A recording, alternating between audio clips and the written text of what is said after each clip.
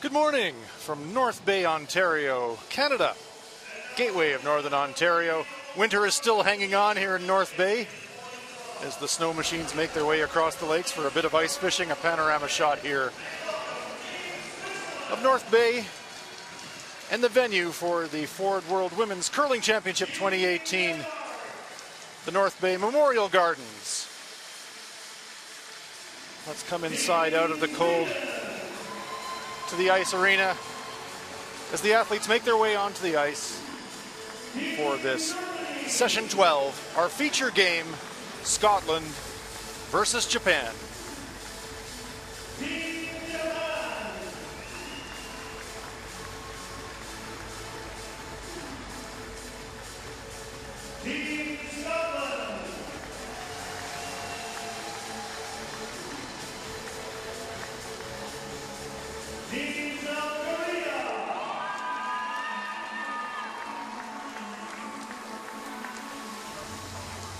And let's meet the teams. For Team Scotland at lead, Vicky Wright. At second is Alice Spence. Jennifer Dodds is playing at the third stone position. And the skip, Hannah Fleming. And for Team Japan at lead, Arisa Kotani. At second, Mao Isagaki. At third, Yuna Kotani. And at skip is Tori Koana. An important game for Japan. Having a look at the standings, 6 teams will make the playoffs. Sweden and Canada are unbeaten. Japan at 3-3. A very important game for them today in terms of their playoff aspirations.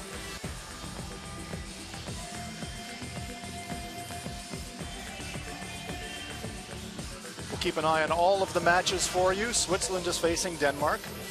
Sweden takes on Germany. The United States is playing Korea. And our feature match, Scotland versus Japan, here at the North Bay Memorial Gardens.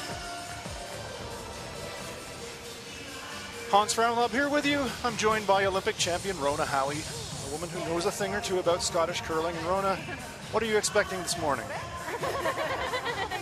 I think it'll be a close game this morning. I think both these teams are desperate for this win. Scotland had a really close game against Canada last night and played really well. So I think both these teams are out for the win today.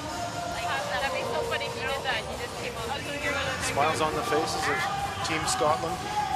It's been a rough week for them. They've had their struggles, but they can turn that around this morning. In some respects, that takes a little bit of the pressure off. You get to the midpoint of the week. Now you can play a little bit loose. Chances of perhaps making the podium are not there, but now you're just playing to deliver the kind of performance that you know you can. And this Hannah Fleming foursome, certainly a very capable team. Yeah, they certainly are, and just need to go out and enjoy it and play the way they can play. It's a Japanese representative team. Another young team with a bright future.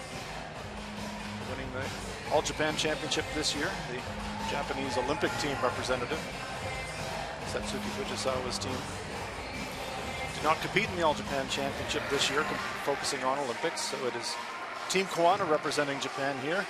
They're at 3-3 and they are in the thick of it. They've got a very difficult road home in terms of a schedule, but it's an important day for them today. If they could put 2 wins on the board, they have 2 matches today. They're right in the playoff hunt. Scotland will have last rock advantage here in the first end. Stone colors. Scotland will be playing the red stones, and Japan will be playing the yellow stones. Japan will get us underway. Glad you're with us. Should be a good one.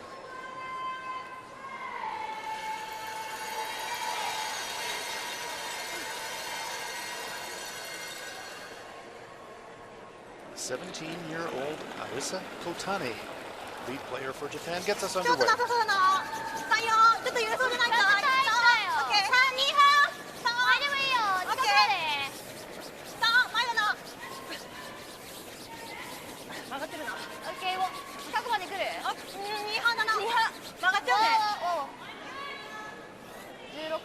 And electing to mix it up right away, they're throwing a guard.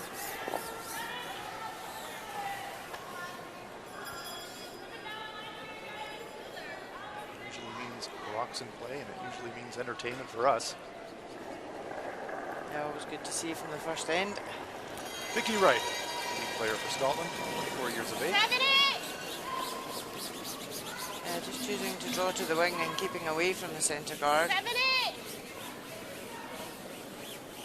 9. 13, 5. Make sure we're back. We're there, thanks. Okay. Cautious opener from Scotland, bringing it into the house. This side then. I was just reminding you this side. Yes. We're still playing the 4 rock free guard zone. World Curling Federation sanctioned events this year. Next year we'll switch to 5 rock free guard zone. That means stones between the rings and the hog line. The first 4 stones at the end, you can't remove your opponent's stone, but if it's in the rings, you can hit it. Awesome, awesome. And electing to play the hit right here. I think the 5-lot rule will certainly allow us to see a lot more stones in play. 当たらない。 5 rock free guard zone has been played in various events, Grand Slam events and other curling events, and the idea there is to generate, as you said, Rona, more rocks in play and give the team without last rock late in the game a higher chance to try and get stones set up for possible steals that should make it even more exciting. We've had our share of fantastic finishes here this week, so I can't imagine even more drama. Why not? Bring it on. Like drama. Absolutely. Come on, guys. Go, go, go.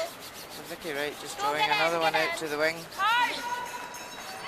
It does come up short, but it does give them a corner guard required later on in the end. It's very tight to the rings. Tori Kawana doesn't like the looks of it. Free guard zone part of the end is over now. 4 rocks have been played, so Japan's free to hit this one. Moshigaki, 6 years of age.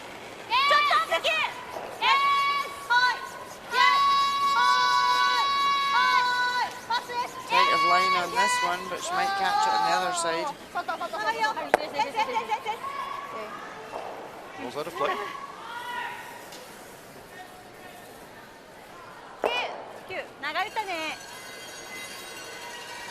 I like the feel. I think maybe Tony's saying you might be handed that too. Okay, I just thought if we're going for the blank, I thought the peel would be the call, but okay.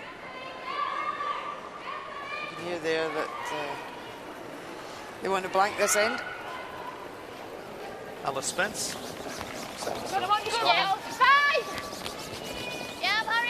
Teams will come onto the ice each end of the game plan, won't they? Sounds to me like the game plan for Team Scotland this first end is keep it open and think about a blank. In a couple of their games they have lost big ends early on, and maybe this is their way of just keeping things simple and settling them into the game. Just blank the first. Fascinated spectator. Starting them young in Canada. Absolutely. Rolling Stone would be heavier than that young fan. This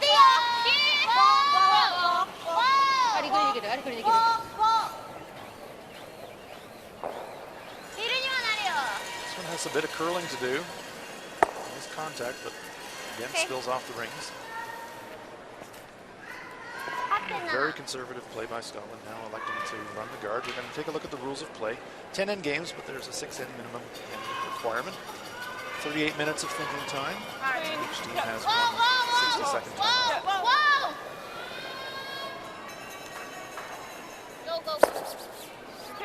Not quite coming off according to plan for Scotland. They wanted to clear that guard away, but they nose hit it. So now Tori Kawana says, let's go around it.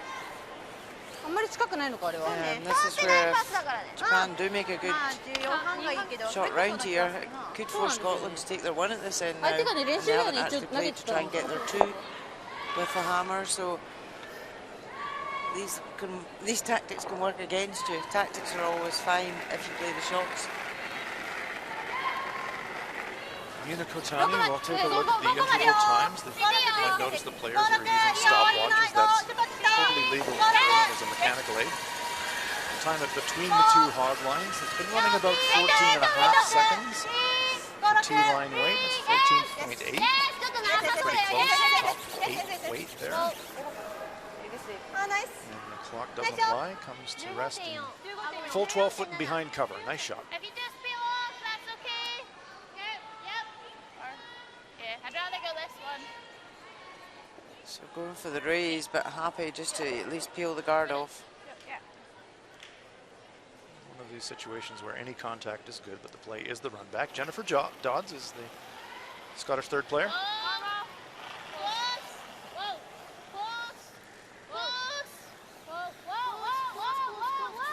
Willing it to curl.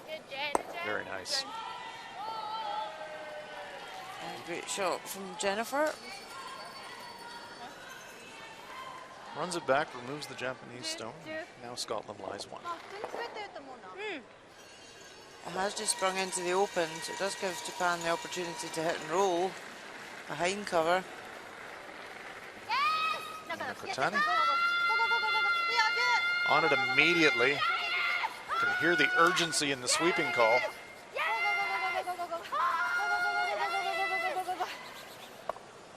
Just raises the Scottish stone. Narrow all the way on that one. You could hear it immediately from the sweeping call of Tori Koana. Leaves the Scottish stone in the rings. So a little bit against the run of play. All of a sudden Scotland now can switch gears and start thinking about a pair instead of a blank.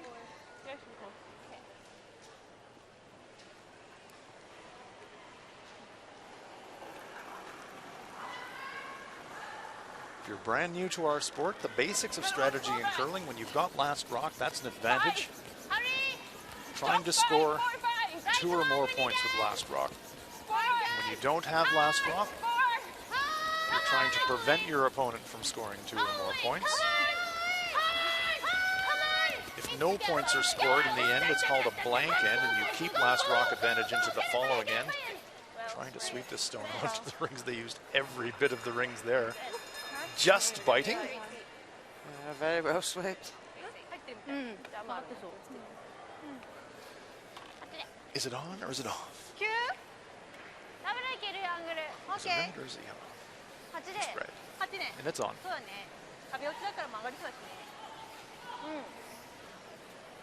Yeah, with that coming in to bite, it Or means... is it? No, I think it is in. Or is it?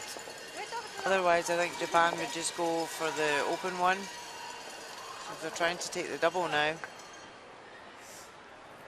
Stone doesn't have to be completely in the rings to count. It just has to be touching the slightest fraction of the outermost part of the paint. That one is in that zone. Tori Koana.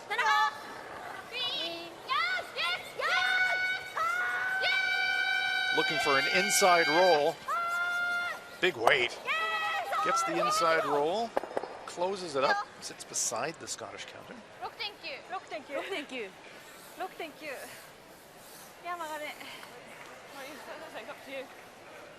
how do we get there with that in the way? We could go there if you wanted. High up here is not bad. Talking about coming behind the corner guard. Ronan, what other options might they have? Yeah, they could draw to the wing, they could come round the guard. As long as they lie 2 and don't leave a double. That's the object here. Because they are set up well now to score 2 with a hammer. You happy with the draw? Yeah, I like this. Yeah, keep it top. Would you ever think about splitting that red one? Thanks, Alice. Draws a much more straightforward shot. Yeah, I mean, they could split off that red, tap the red behind the yellow and roll their shooter over behind cover. Leave a double. Okay. But as long as they don't come in back T, that Japan could come in and freeze them. That's As long as we're second shot. Okay. what's important here. Hannah Fleming. 14 and a half should be close. Just to give them trading numbers. That's that interval time that we saw earlier in the end. So we will run the clock on this one as well. 14.8 earlier in the end to the top 12 foot. So 14 and a half roughly would be what we're looking for T-line weight. Sweepers are really working this one, though. 14-7, it's going to be high in the house. It's a question about how high. They said that we need second shot. They've got that. Very nice sweeping there by Team Scotland. Yeah, that's good there. 14-6. Doesn't leave an easy double. And those stones are at an awkward angle for Koana to make the double. It is there. She may try it. But that excellent sweeping just brought it back, that extra stone back to make the angle not quite a natural one for Japan.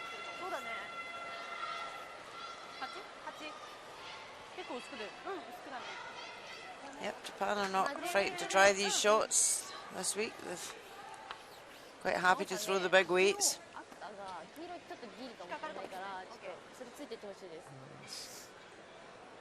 The development that we're seeing from many of the young teams here in North Bay.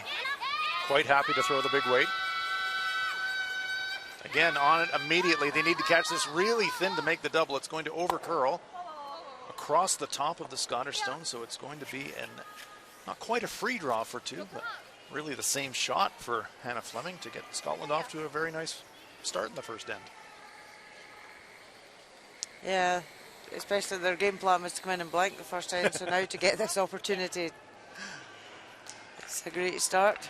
There's really been a no-risk two here for Scotland. Similar weight, okay? Or Yeah, just forcing your opposition to make an error, and then you've got to capitalise. Yeah. Still have to get this one into the 8-foot.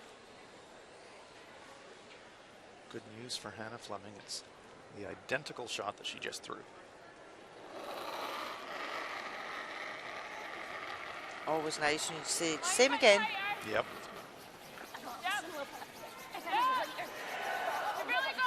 Fleming looks on.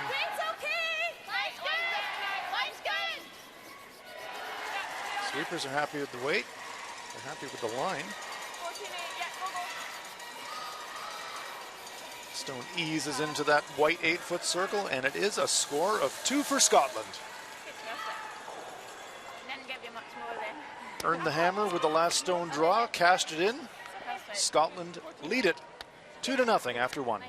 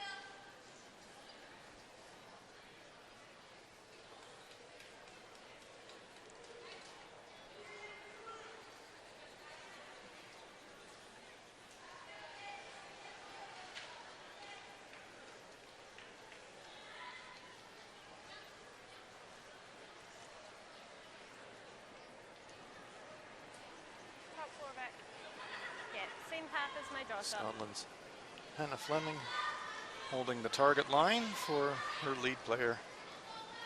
Vicky Wright, welcome back inside the North Bay Memorial Gardens here in Northern Ontario, venue for the Ford World Women's Curling Championship 2018.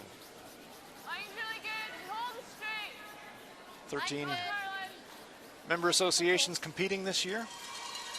This is the first year that the field has expanded to include a 13th team, 3 years. Teams here from the Pacific Asia region. 4 matches going on. We're keeping an eye on all of them for you. Okay. Let's take a look at USA versus Korea. Kim Eun-jung, silver medalist at the recent Pyeongchang Winter Olympic Games. It's her last stone. Wait, member.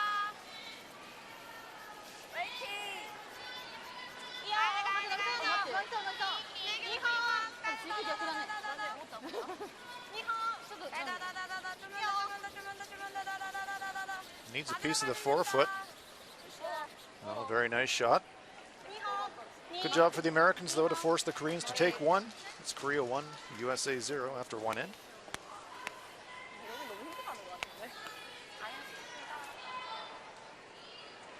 Korea had a very convincing win last night over China. And let's have a look at Denmark, Switzerland. And here's Binia Felcher. Switzerland had unbeaten Sweden really on the ropes last night, but Anna Hasselborg pulled it out, and it is a single point for Denmark. A steal of one for Denmark. They lead it 1-0 after one. Two-time world champion Binia Felcher having her struggles this week. They come into this game 2-4. They're really, it's a must-win for them this morning to have any hope of reaching the playoff phase.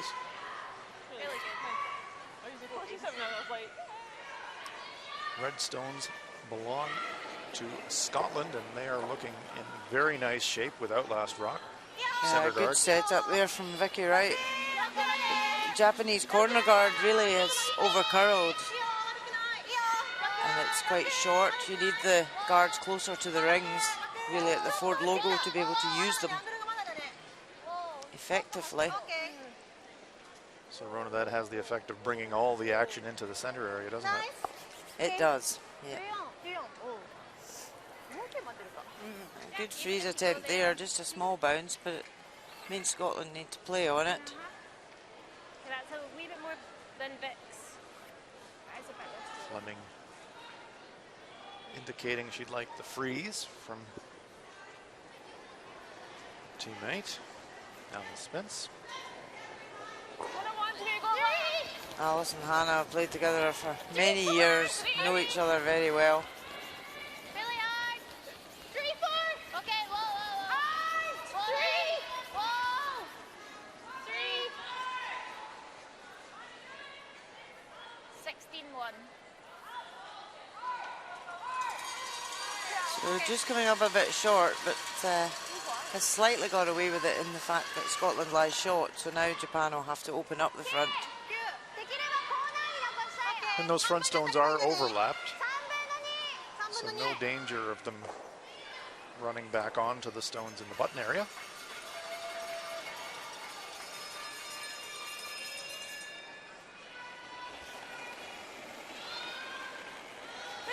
Now Ishigaki.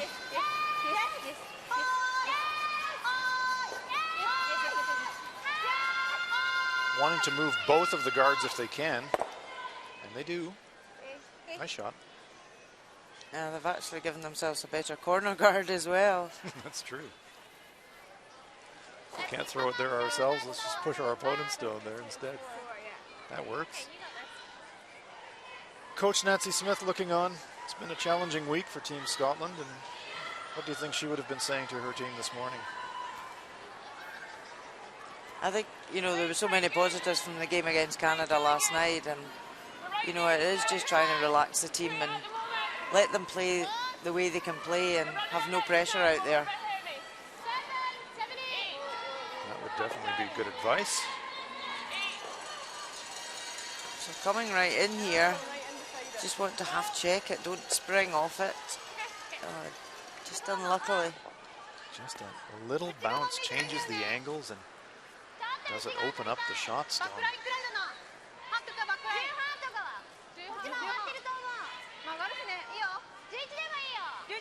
Japanese bench, Yuji Nishimuro taking notes, taking names.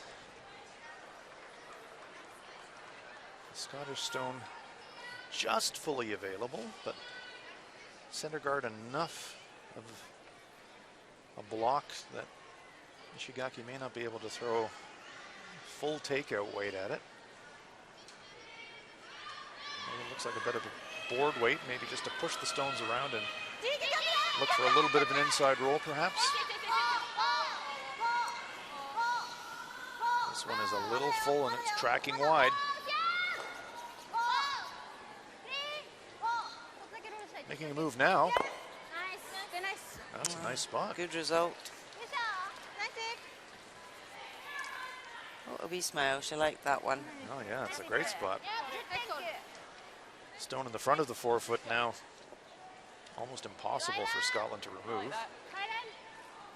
Have to make some kind of a play on it to unlock the stones behind. Yeah, even if they remove one yellow here and keep their shooter in the area. Japan with last rock here on end number 2, trailing 2-0.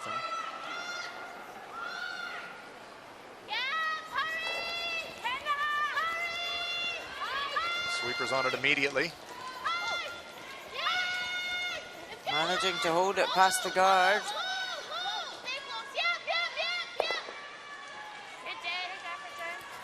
Punches out one Japanese stone, rolls to the wing, stays behind the corner guard. Watch the action. Leave the Japanese stone lying shot, but they importantly remove the catcher behind it. Now we can make another play on it. Japan could hit the red Scottish counter and roll over towards the other one behind cover. And lie 2. But they're just trying to force an error from Scotland here by coming right in and top. Some danger in this though, isn't there, Rona? If they're not fully buried, they could just open themselves up to be doubled off. Yeah, because they didn't set up well for them to get their 2 with the hammer here, Japan, but they don't want to leave a double here.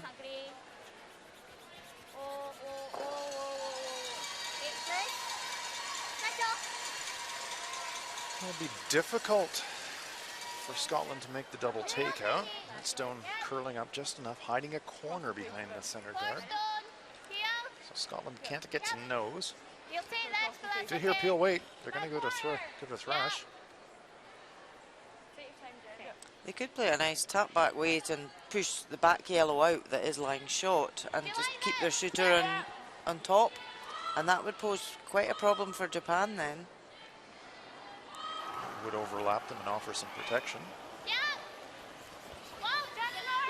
Gentle dodds. Big weight, trying to make the double.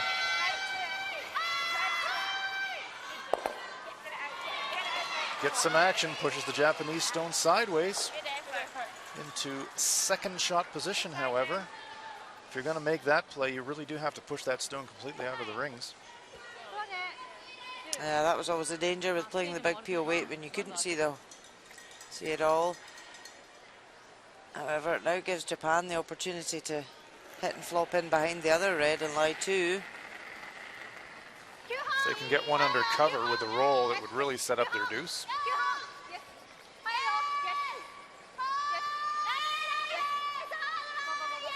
Working this one hard. Looking for the roll, and they get it. Nice shot. Perfect shot. Well swept. Now Scotland's in trouble. Maybe regretting their choice of trying the double takeout now. They're going to make a play on the open rock, but that's a long roll to get behind cover. The open one roll. Yep, control. Yep, control. Yeah, I like that.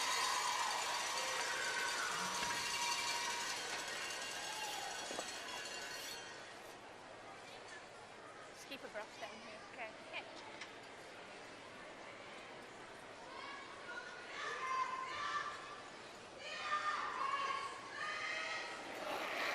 Anna Fleming lining this one up. Control up. Come in. Whoa. Having a look at Sweden, Germany. Well, The stones in progress. Fleming nose hits. Anna Hasselborg with a draw. Sweden rolling along, Olympic champions. Unbeaten here in North Bay this week. Trying to keep that record intact this morning against Germany.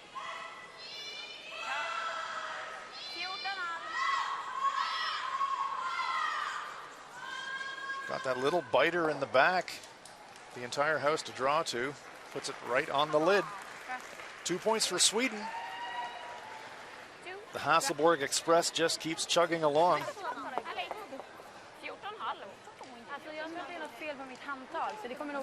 They're leading it 2-0. Yeah, you wonder at some point if they're going to hit a brick wall after the intense fortnight in Pyeongchang and now here. But not so far, they're still moving along nicely. They were in real danger last night against Binia Felcher of Switzerland. Felcher was heavy with a stone in 10 that would have made life really, really difficult for Hasselborg, but unfortunately for her, missed it. Hasselborg coolly converted the draw for the win. Other than that, Sweden has been really, really strong. Great chance here for Japan to set up their pair. They could set up a 3 at this end by using both these guards now. Did they peek out? Well, no, that is welded right behind that center guard. Great job by Tori Kawana. So the 3 is definitely on. So now asking Scotland the question. Can I get there? It's a pretty tough question. Yeah. Even if you're back maybe fully cover that. Yeah. It's amazing how the end turned when Scotland had control of the 4 foot first part of the end. And then just stone placement from Japan makes it really difficult now for Scotland.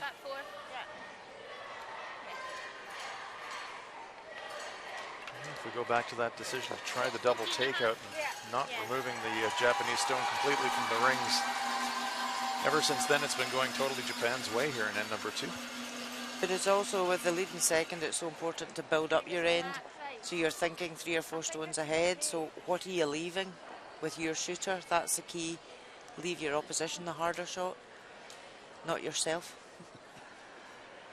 This is a hard shot for Hannah Fleming. If she can get round to the back of the 4 foot, she will lie short and make it difficult for Japan. She's just seen the line that Japan have come down. Sweepers are working it, but this one is really curling. They have to get past that stone, not only the center guard, but the stone in the front of the 4 foot. I think it's going to over curl.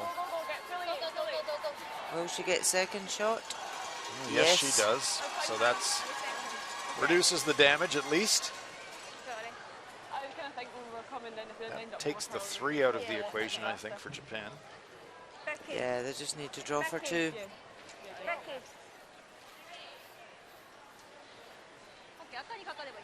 Red stone belongs to Scotland, just inside the stone to the left of our screen. Japan will need full 8 foot to score 2 points and tie this match up.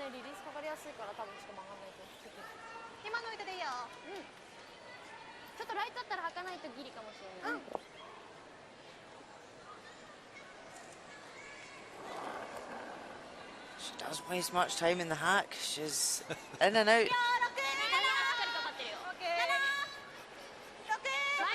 Efficiency.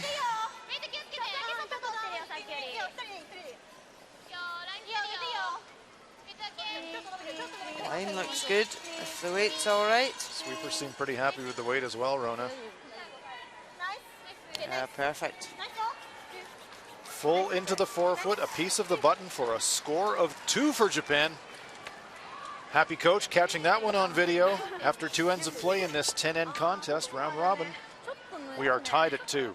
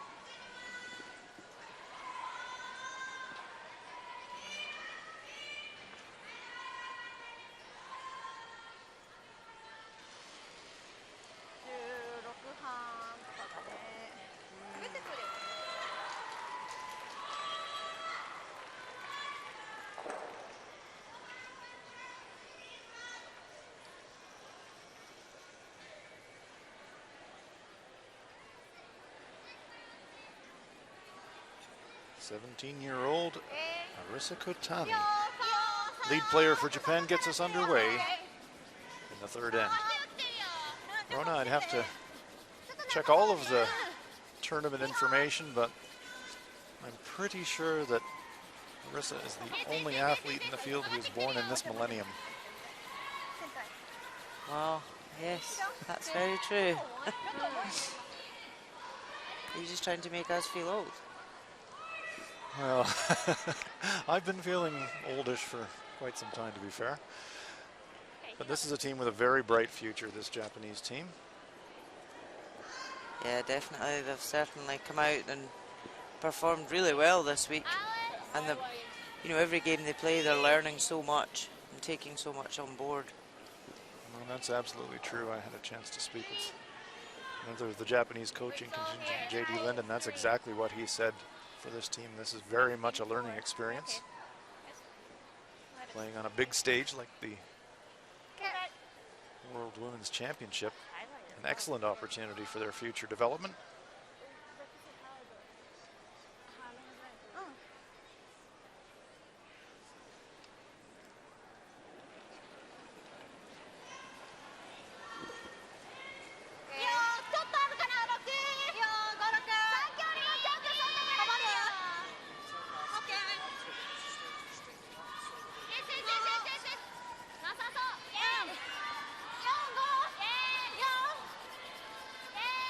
So Japan just trying to come round this longer centre guard. They could leave it short again, but coming right in.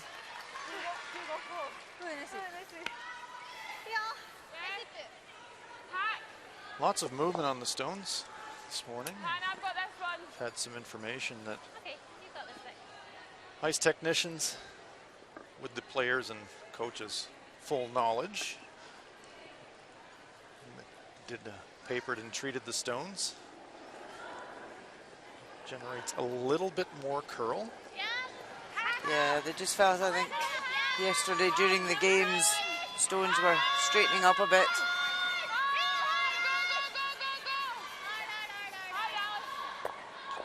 And the players were all informed that that was happening, so they knew what to expect today. Because even the practice session last night, the stones hadn't been altered with at that point, so even, you know, using the stones last night, they would be different after the ice technicians had worked on them last night.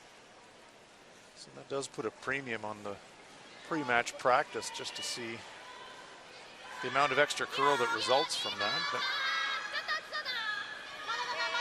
it was determined by the rules committee of the World Curling Federation that that's actually permissible. It's actually preferable, because what would happen prior to that is the ice technicians would quite aggressively treat the stones before a tournament to generate enough curl in the stones to last the entire 9-day duration of an event. So the net result of that would be at the beginning of the tournament that you'd get extreme curl. Then at the end of the tournament, the rocks will be straightening out. Yeah. I think the players and the coaches much prefer this, that they trust the ice technicians to make good judgments and the officials around how the stones are performing.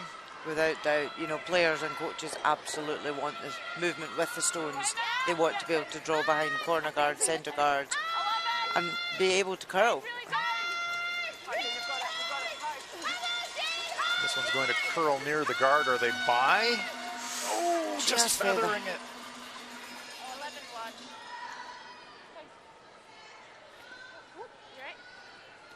We'll take a look at Korea, USA. Korea with a single point in the first. Jamie Sinclair now. Her final shot of the second end. This is an important match for Team USA. Both of these teams have got playoff hopes. Needs to stick around to score the two, but it just rolls out. That was a big opportunity gone there for Team USA. It's a single point. They're tied at 1.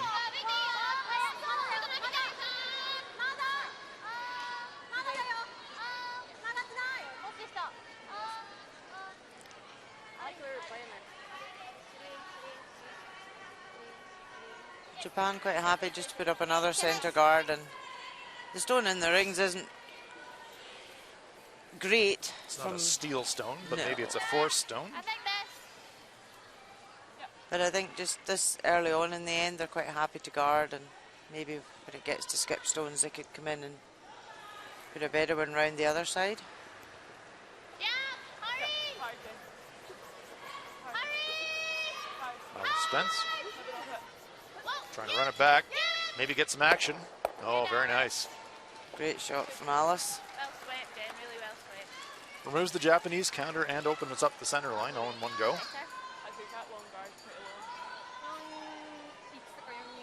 Very keen on horses. Alice does a lot of horse riding Okay. in her spare time. She's also the partner of Kyle Smith, who skipped Team GB at the recent Olympics. So she wouldn't have been seeing much of Kyle lately, I would imagine. No, not a lot. Deep in preparation for the Winter Olympics.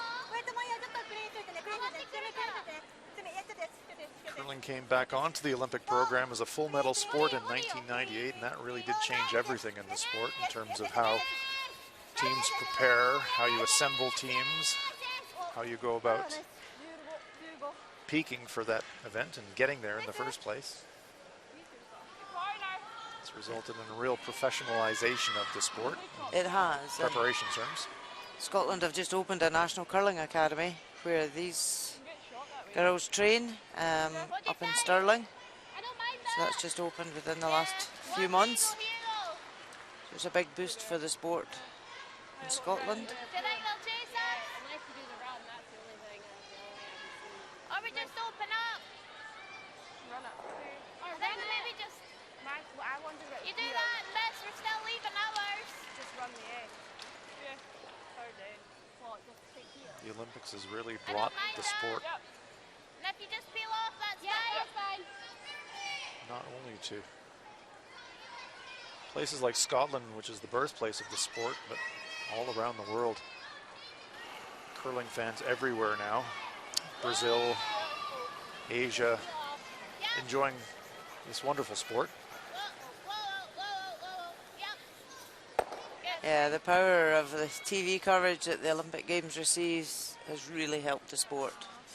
Publicised it in so many countries now. And participation numbers, you know, for them to be increasing at the rate they are, it's fantastic.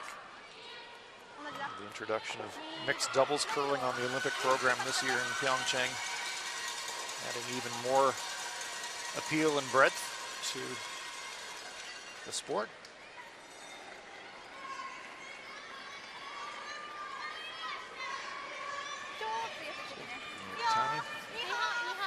Jennifer Dodge just peeled off the long guard. Japan quite happy just to keep replacing the guard.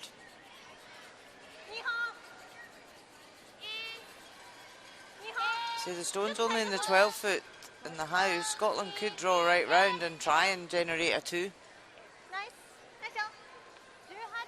They could draw around the corners, they would lie short. A couple of options here for Hannah Fleming.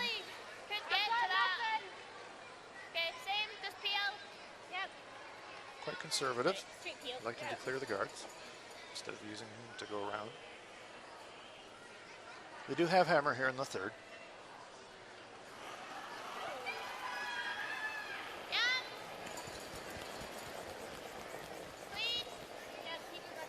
And back to the global interest in curling. Rona, I heard an absolutely amazing statistic out of the Pyeongchang Winter Olympics, the women's semi-final between Japan and Korea. In South Korea, that game was watched by 43% of the entire population of South Korea. Not just the people with televisions on, the entire population of the country. 70 million people in South Korea. That means about 40 million of them were watching a curling match. Unbelievable.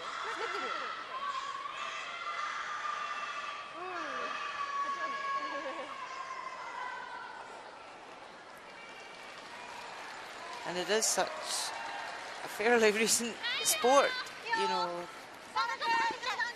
for the country. It's great that so many people were watching. It really is. Team Kim of South Korea is here this week. silver medalists, and they became instant celebrities. So Japan coming round now onto the forefoot. Oh, well swept.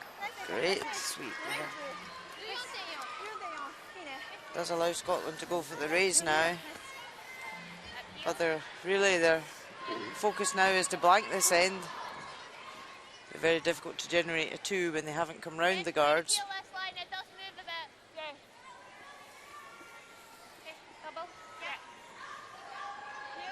She could double and roll her stone, just biting the front 12 foot.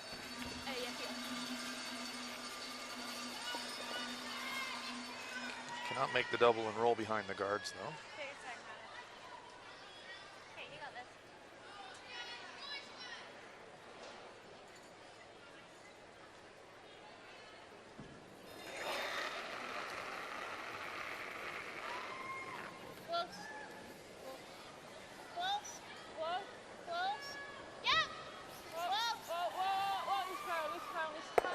Runs it straight back and stuffs it, leaves the Japanese stone just biting the 4-foot circle. And Rona, speaking of the Olympics, of course you know a thing or two about the power of a final stone in a gold medal match. There were a few people in Great Britain watching your stunning gold medal victory in 2002. That really brought the sport into prominence right across Great Britain, didn't it? The viewership numbers from my memory were off the charts. Lots of people in the middle of the night watching your exploits.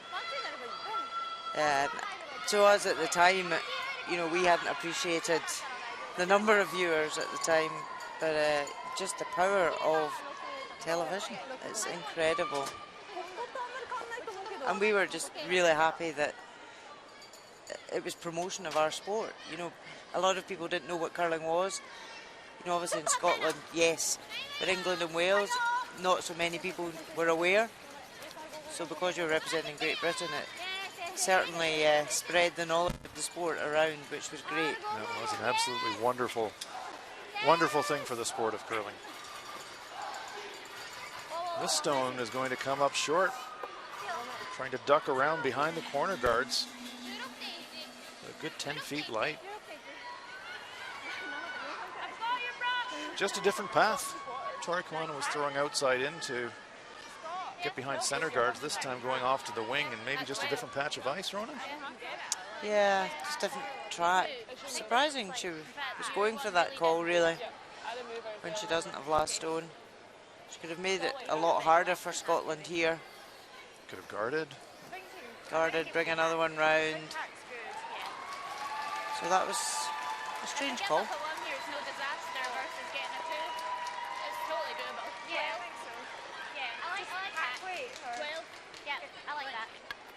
We can only hit half. Need to get it out to get to 12. So a delicate but makeable shot for 2 here for Scotland. You can see half of that stone. You can hear Hannah missing a hack weight rather. Enough to push that yellow stone out of the rings. Needs to throw it soft enough to curl, but hard enough to propel that Japanese stone out. There we go, last shot. A real surprise for Japan not to guard this. However, Scotland can tap back for 2 now. Are they passed? Yes.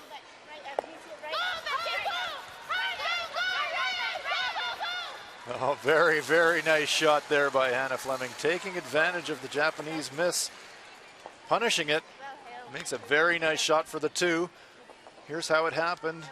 Has to curl enough to get enough contact to push that stone through the rings. You're allowed to sweep your opponent's stone behind the tee line. That's exactly what they did. 2 points on the board for Scotland, and after 3 ends of play, they lead it 4-2.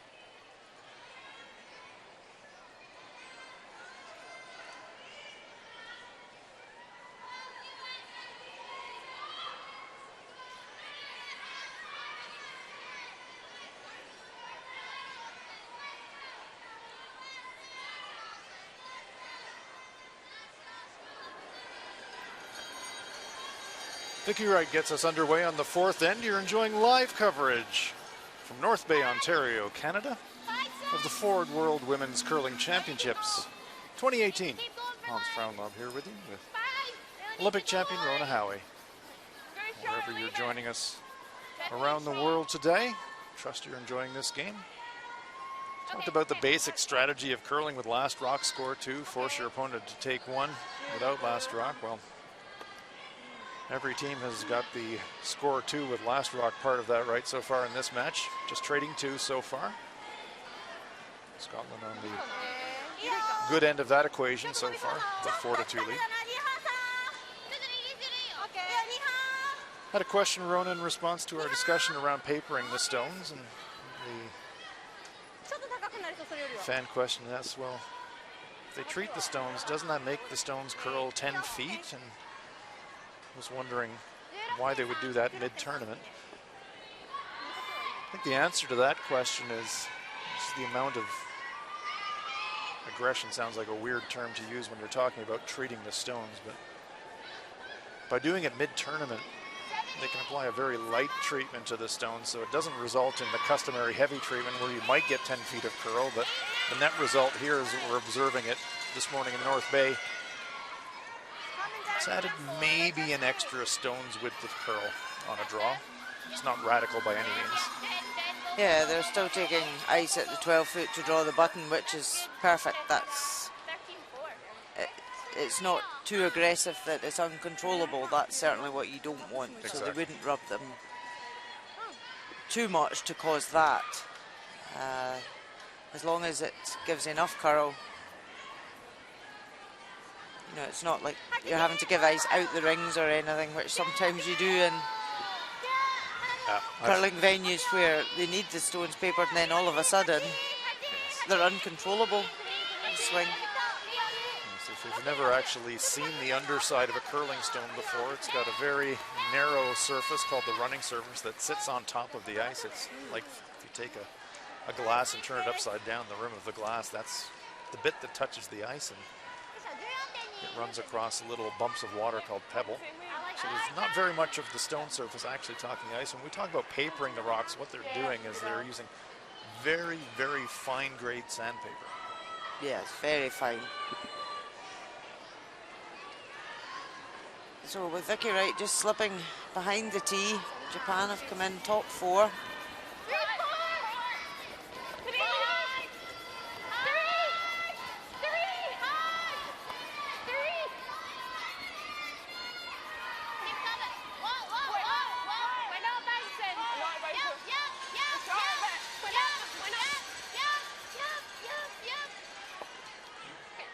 Alice Spence just come up a bit light there. They wanted to come in and half check the yellow.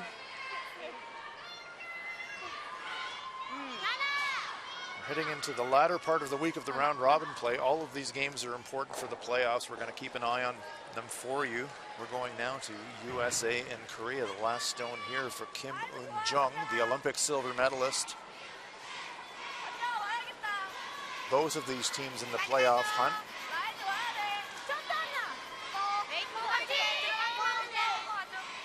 Korea lying 2, so this looks like a draw for 3.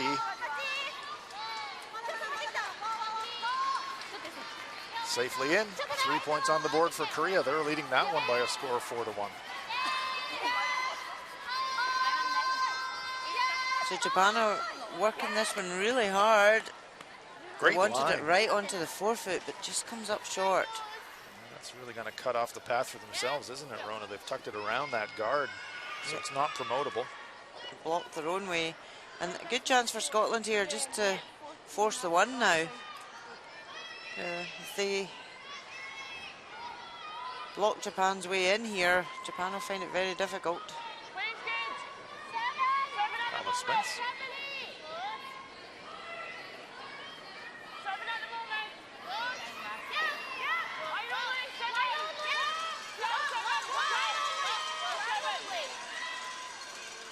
He's got a wee bit of pace. Tap the Japanese stone. That's good, Alice. Into shot position. 13-8. It's 13-8, one of the players say. We're Doing interval times hog to hog, 14.5, so just a fraction heavier than they were looking for.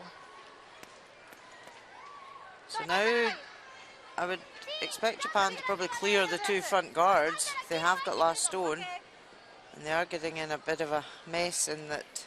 How are they going to get two out of this? Not only that, but that stone just delivered by Alice Smith, lurking pretty dangerously in front of their shot rock. Shigaki, 82% for the tournament this week. Intense focus. Trying to open up the front.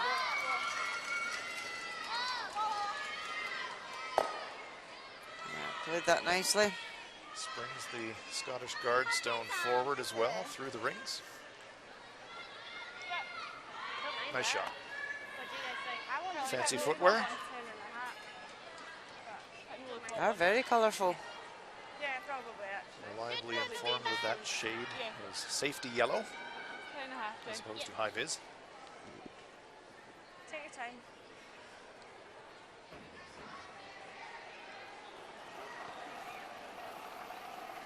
Jennifer Dodds, 80% for the week. Yeah, just looking to hit the front one and roll over.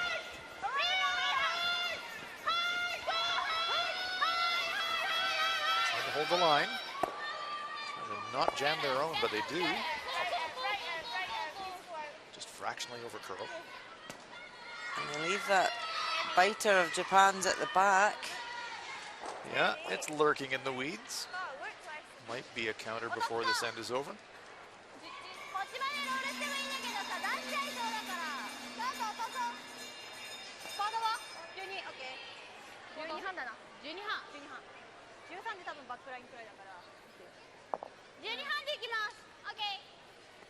Looking for a little inside roll. You can see there 25 minutes and 26 minutes on the time clocks. The teams have to manage their own time for their 10 ends.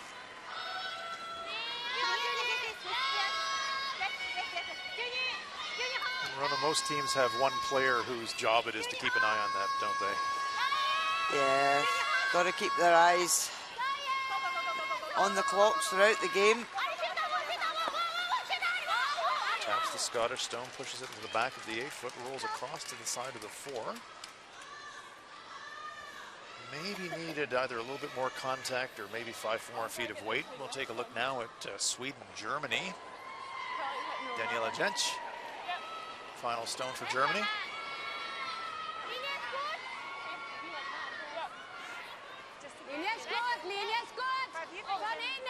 They like the line.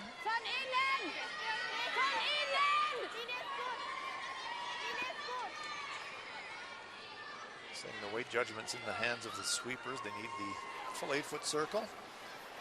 Easily there, full into the 4-foot, so a single point for the Germans, and they're trailing it now 2-1.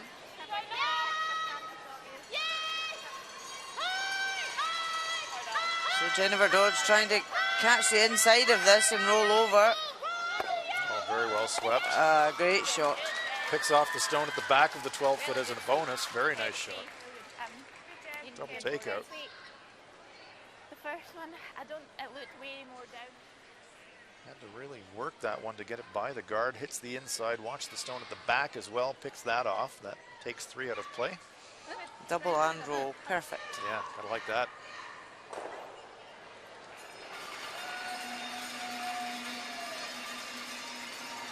Stone on the button, not available on the outturn side though for Yuna Katani.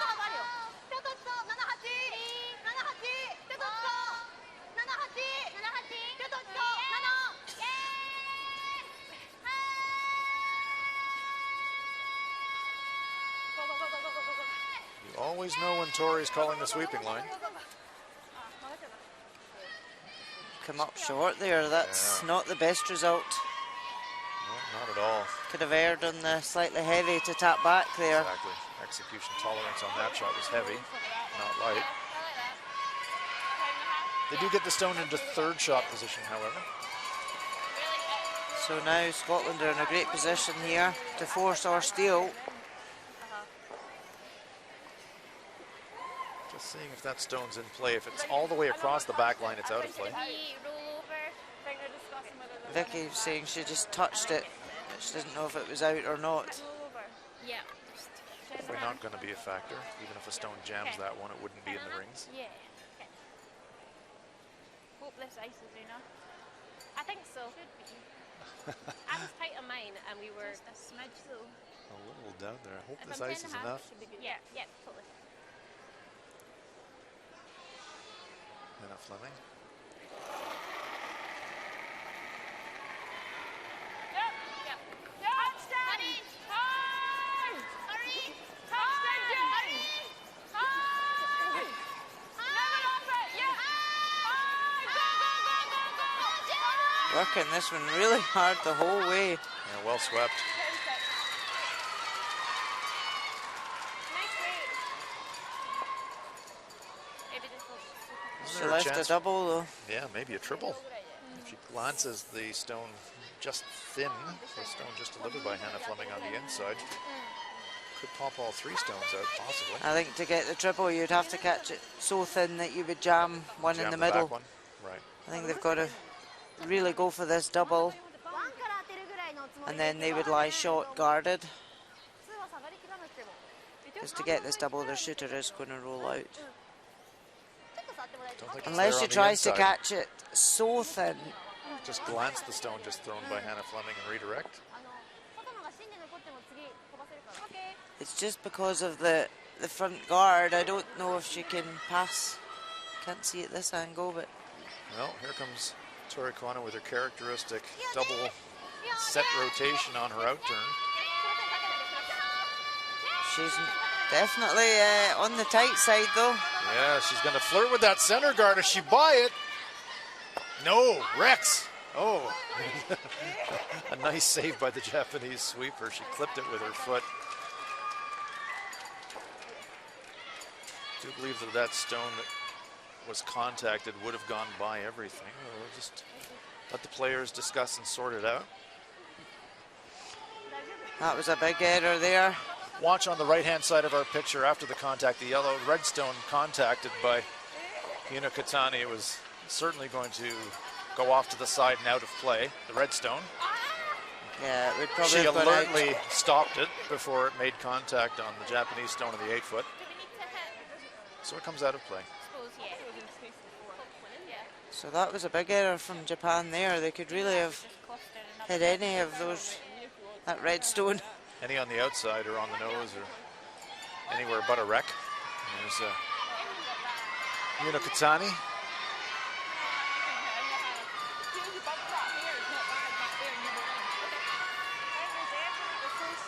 So a great chance here for Scotland to make life really, really difficult for Japan. What do you think their best play is here, Rona? You could look at the guard. It's a short tap for Japan to get to the stone on the button.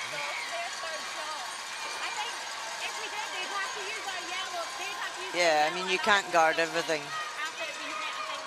If you leave the double, then they could score 1.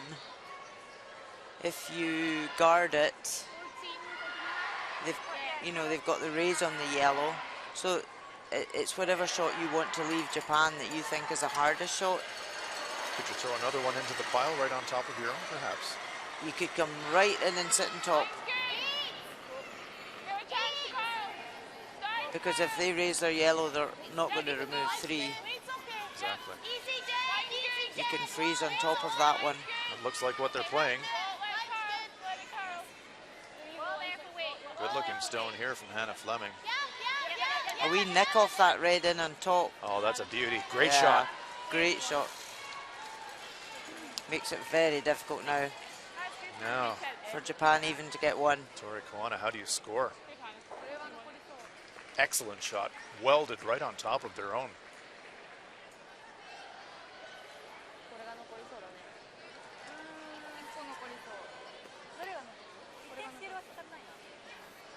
I really did like that call. I thought that was the play, and you make it really difficult for Japan now to Yeah, and that's score where at you've all. got to think, how do I make it most difficult for the opposition? As I say, putting up a guard, you couldn't guard the double and the tap on the yellow, so come right in. Lie 3 and say, okay, how are you going to get your 1 now? Absolutely. By getting that stone into the front of the button, all of a sudden that promotion shot on the yellow stone in the 8-foot becomes almost useless. The best really Japan can do here is try and remove 2 of these and lose a 1, because there are 3 against. It's absolutely damage control time for Japan. Damage limitation now. Scotland lies 3. Final stone on its way for Tori Kuana. Big weight, big rotation as well. Trying to spring stones here. Well, that's as good as she could do. It's a steal of 1 for Scotland, but disaster averted for Japan. Sensible play, but nice end played there by Scotland. They steal the point. After 4 ends of play, it is Scotland now out to a 5-2 lead. Have a look at the replay. Removes 2, but leaves the Scottish stone biting the front of the button, and it's a steal for Scotland. Bad for time. We're not bad. You're good if we could get off at 20. Yeah.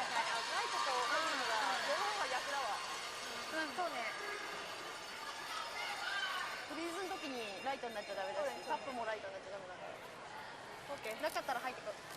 寄っていい方に。将来が来てなくても。寄ってこない。来てくれてるわ。そうね、そうね。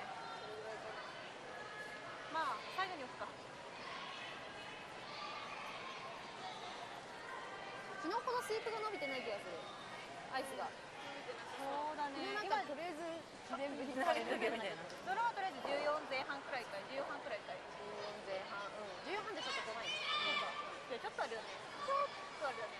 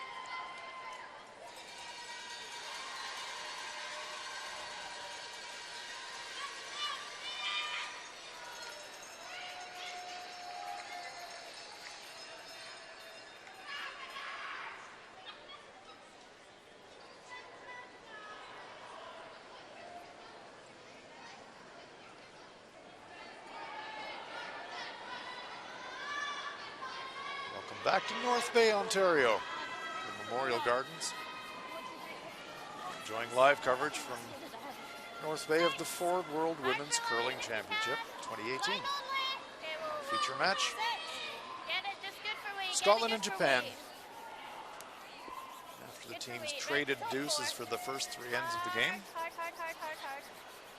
Scotland breaking the pattern with a well-played 4th end, and it pays off with a steal of 1. That gives them a 3-point cushion as we play end number 5.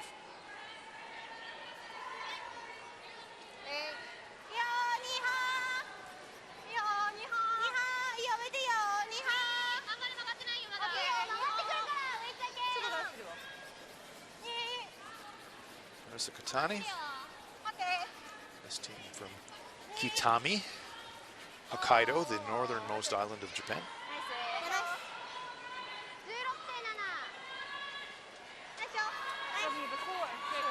Wide corner set by Japan. So the opening gambit very similar to end number 4. Scotland throws one in, and now they will try to guard it. Vicky Wright.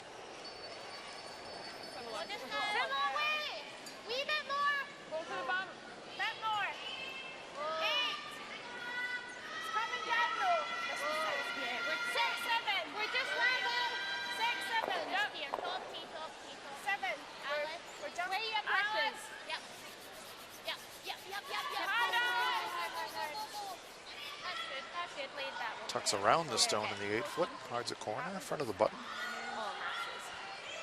Same to Japan. All right. You can play around your corner guards, but sooner or later you're going to have to deal with our stones in the center line 4-foot area.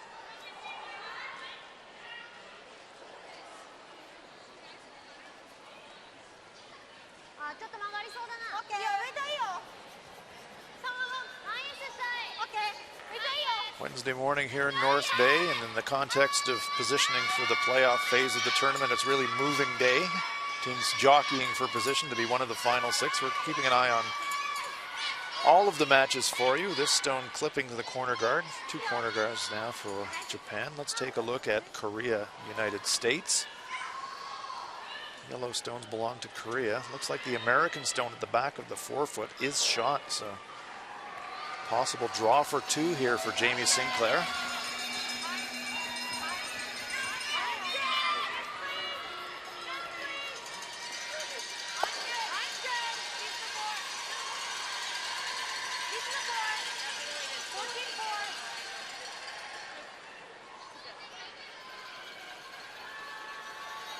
Nice draw there by Sinclair, puts it right on the button. 2 points for the USA. They close it up. Korea 4, USA 3 after 4 ends in that one. Let's have a look at Switzerland, Denmark. Denmark leading this one 2-1. Minia Felcher of Switzerland fighting for her playoff life.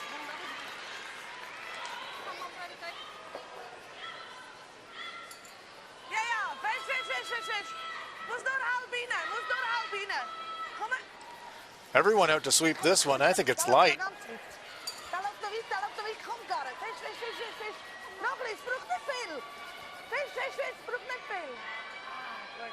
Just needed a piece of the 12-foot, but short of the rings, an improbable steal for Denmark. They go up 3-1. Struggles continue for Felcher. And another update. Sweden, Germany. Sweden leading at 2-1. Sweden unbeaten coming into this game. Olympic champion Anna Hasselborg, her final shot.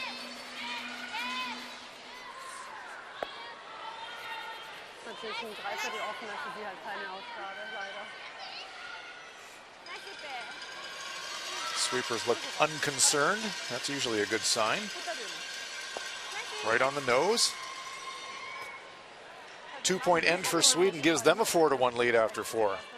They can clinch a playoff spot with a win this morning. So Japan have just played a nice wee tap on the Scottish stone, just to try and get some movement around the forefoot. Well, Spence throwing some weight at this one, trying to pick it out of there. Jams the Japanese stone. So the tactic of the Japanese to just try and reposition stones paying off.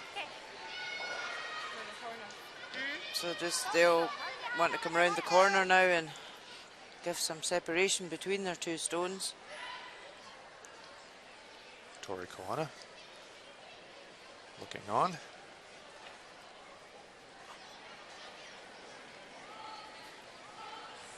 Mao Ishigaki.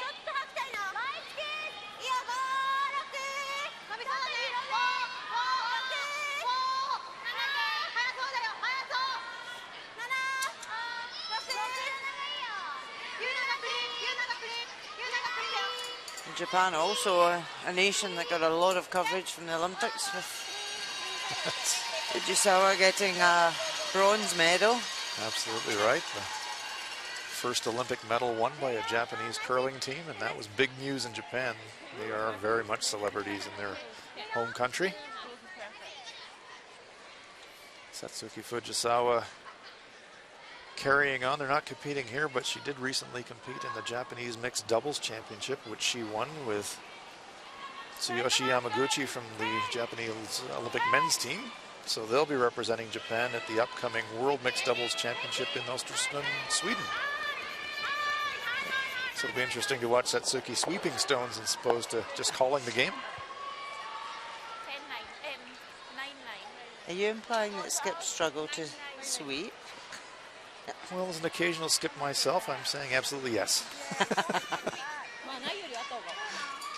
I know it'll be interesting now that the mixed doubles has been part of the Olympic Games and will be in 4 years' time. It'll be interesting to see how the nations, you know, develop that discipline in their country and have more competitions. I agree, Rona. I think The mixed doubles discipline of curling has a really bright future. Really well received at Olympics. The mixed doubles event in Pyeongchang was spectacular. The competition was great. The global response to it was outstanding. Oh, here's an error from Japan. They could just have hit that one on the wing, I think. By trying to freeze it, they're really making unnecessary work for themselves. A 2 here would be good enough. I agree. Degree of difficulty. Don't want to make it harder than necessary to get your 2. Scotland will say, no problem, we'll just remove the Japanese stone. Yeah, so all of a sudden they can lie 3 and really put the pressure back to Japan to get their 1. And yeah, back to mixed doubles, I compare it to the introduction of curling back on the Olympic program in 1998. That really did turn everything around for curling globally in terms of player development and the way that the sport was treated by national sporting organizations. I think the exact same thing is going to happen for mixed doubles now. As opposed to being a curiosity on the Olympic program, I think it's going to become something that's anticipated. People are going to look forward to it. Yeah, and I think the amount of training and work that will go into that, you know, it is a different discipline, it is a different number of stones you're playing, you're sweeping, jumping up and sweeping a lot more, and I think some countries may say to players, okay, you have to choose. Do you want to play mixed doubles or do you want to play the team game? Because it's going to be very hard to do both. I agree. I use the analogy of the 15-player form of rugby versus the 7-player form of rugby. You can play both, but the skill sets are different. Japan just tapping that one back on the wing. Lie second shot. We'll take another quick look at other matches. Denmark and Switzerland. Vinia Felcher came up light in the previous end on a draw. Possible chance for a 2 here, but she has to get by that stone of her own in the top of the 12-foot. It is over curling. She's going to clip that stone. Going to roll across. Will she stay for shot? No. Another steal for Denmark, and the struggles continue for Switzerland. Denmark now leading that by a score of 4-1. Very surprising. This team has looked out of sorts all week, Rona. Just not firing. Yeah, they've had some good games and some not so good games, and just really struggling to keep a level of consistency. 2-time world champions, had high expectations coming in, but is it slipping away for Team Switzerland this week? So Hannah Fleming just looking to remove this yellow Japanese stone, but it's looking on the high side. It does clip this front stone. Gets a little bonus out of it though. Rolls her own stone across. Yeah, freezes. Well, when it's your day, it's your day. Definitely. Japan will need to move this, even if they hit on the nose and sit right in front of the Scottish stone. They would lie second. Interesting debate really about who is third shot. We've got those 2 stones on the right-hand side of our picture. Yellow stone looks just slightly ahead of the red stone. So if Japan could nose hit the red, possibly setting themselves up for an outside chance at a 2 or a 3. Yeah, if they nose that perfectly, I think you'll see Scotland remove the open one and just leave them a straight tap for 2.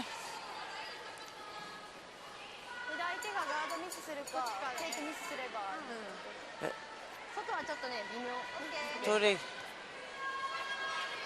Koana, you know, this is a big learning experience for her, and it's quite interesting. She gets in the hack, no pre-shot routine, and just comes out really quickly. Load and go. Yeah.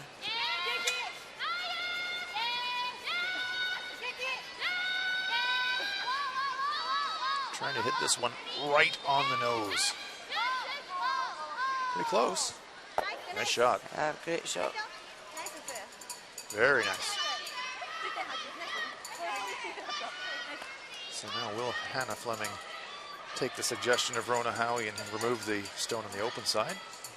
Let's listen in. It's play the scoreboard. They're 3 up. Yeah, it's a sensible play.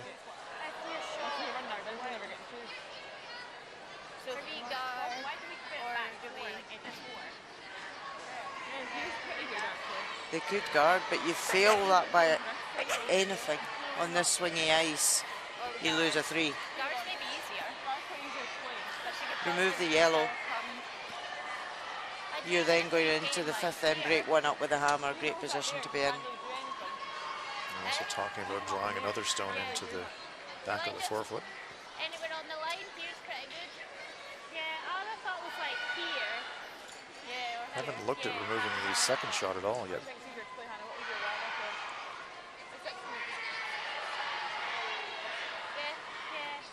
That was our first thought, I think.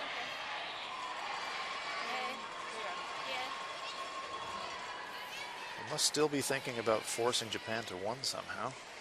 Yeah, I mean, they could just draw to the back of the 4 and lie 2 and force Japan to 1.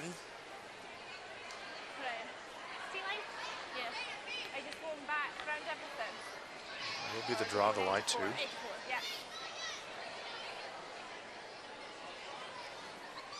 Enough ice? I think so.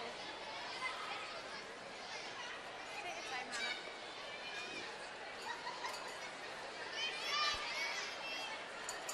14.5, yeah. So taking a little bit of risk here to draw another stone into the rings. She has even got back. She could come up and freeze the back red if it overcurled. You know, there are options with this. As long as you don't leave the double. Must be second shot.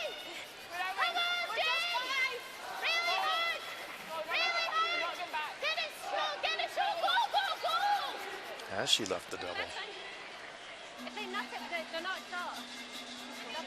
Red double takeout possibly for 3 here, Rona. It may jam on the yellow though.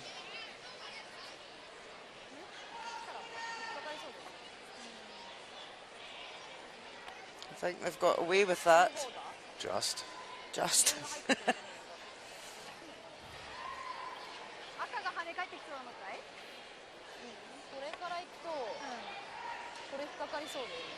don't know, I think I'd still have a crack at it. Oh, definitely. They've got to have a go at this. They're 3 down.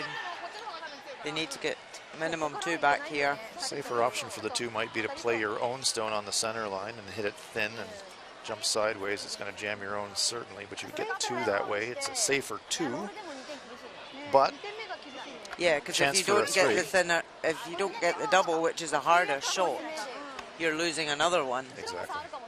So it's risk versus reward again. Absolutely. Men's World Curling Championships will be in Vegas in a couple of weeks, and that's what curlers do. They're continually recalculating the odds every shot. Risk versus reward. Do you make the play for the easier play for the 2, or do you take the riskier play for a 3? I'm not sure from that ice which.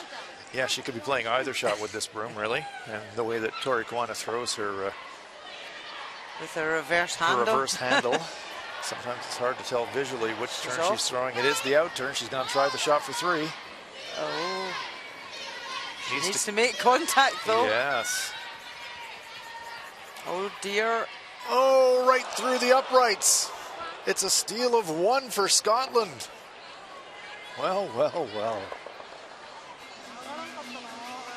Scotland dodges a bullet there. Bad break for Japan. Really stepped up the weight. Tracks straight. Gets no contact. Right between it. Watch the rotation of the handle. Tori Kwana, that's the way that she throws her out turn. Sets it on the intern rotation. Cranks it. Lets it go. But it tracks straight and gets no contact at all. It's a steal of 1 for Scotland. So as we head for the 5th end break, Scotland now lead it by a score of 6-2.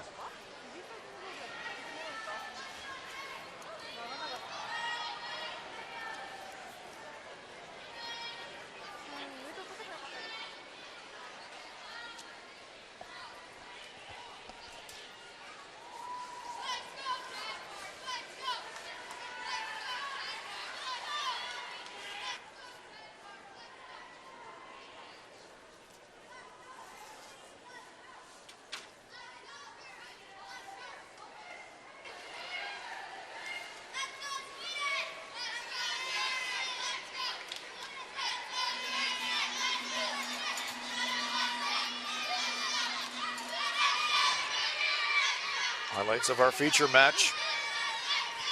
Scotland versus Japan. Second end of play. Here's the last stone of Japan's Tori Koana. Trying a draw, has a chance to score 2. Needs a piece of the forefoot, puts it right on the lid. 2 points for Japan. 2-2 after 2 ends of play. Should move here. Yep. Third end, final stone for Scotland's Hannah Fleming. Delicate shot here. Hack weight, she can see about half of the Japanese stone. Nice sweeping, gets it by the top stone. Just enough weight to push the Japanese stone out of the rings. 2 points for Scotland, and they lead it 4-2. Fourth end, 3 Scottish stones clustered on the red forefoot circle. It's the last stone here. Damage control for Tori Koana. Big weight, big rotation. Springs out 2 of the Scottish stones, but it's a steal of 1 for Scotland. They lead at 5-2 at this point.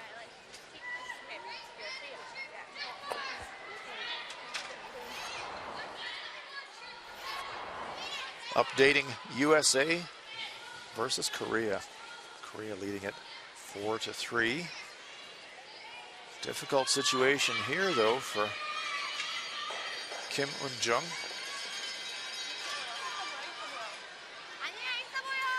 Her final stone. U.S. stone, 2 stones behind that center guard, so danger time here for Korea. Sun Young Kim, Young-mi Kim sweeping this stone coast to coast. And they bring it full into the forefoot. Nice shot. Single point there for Korea. Good force for the Americans though.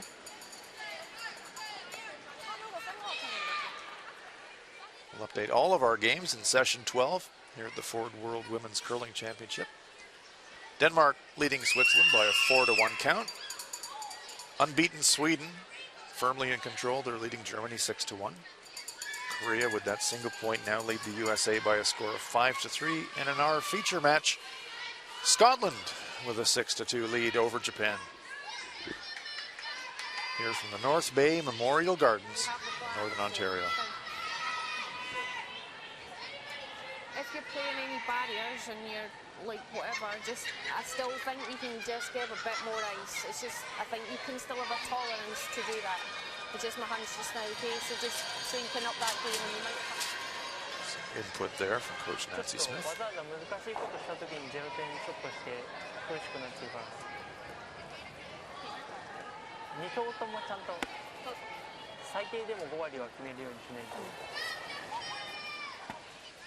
Here are the statistical comparisons of the teams at the midpoint of the game.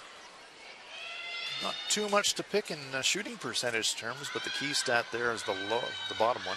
2 stolen points for Scotland in ends number 4 and 5. Give them the advantage in this game. Japanese fans here supporting the teams in North Bay.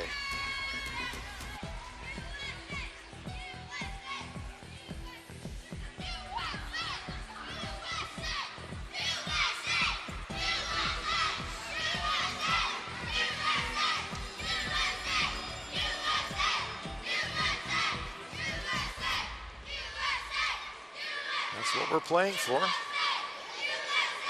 Ford World Women's Curling Championship trophy.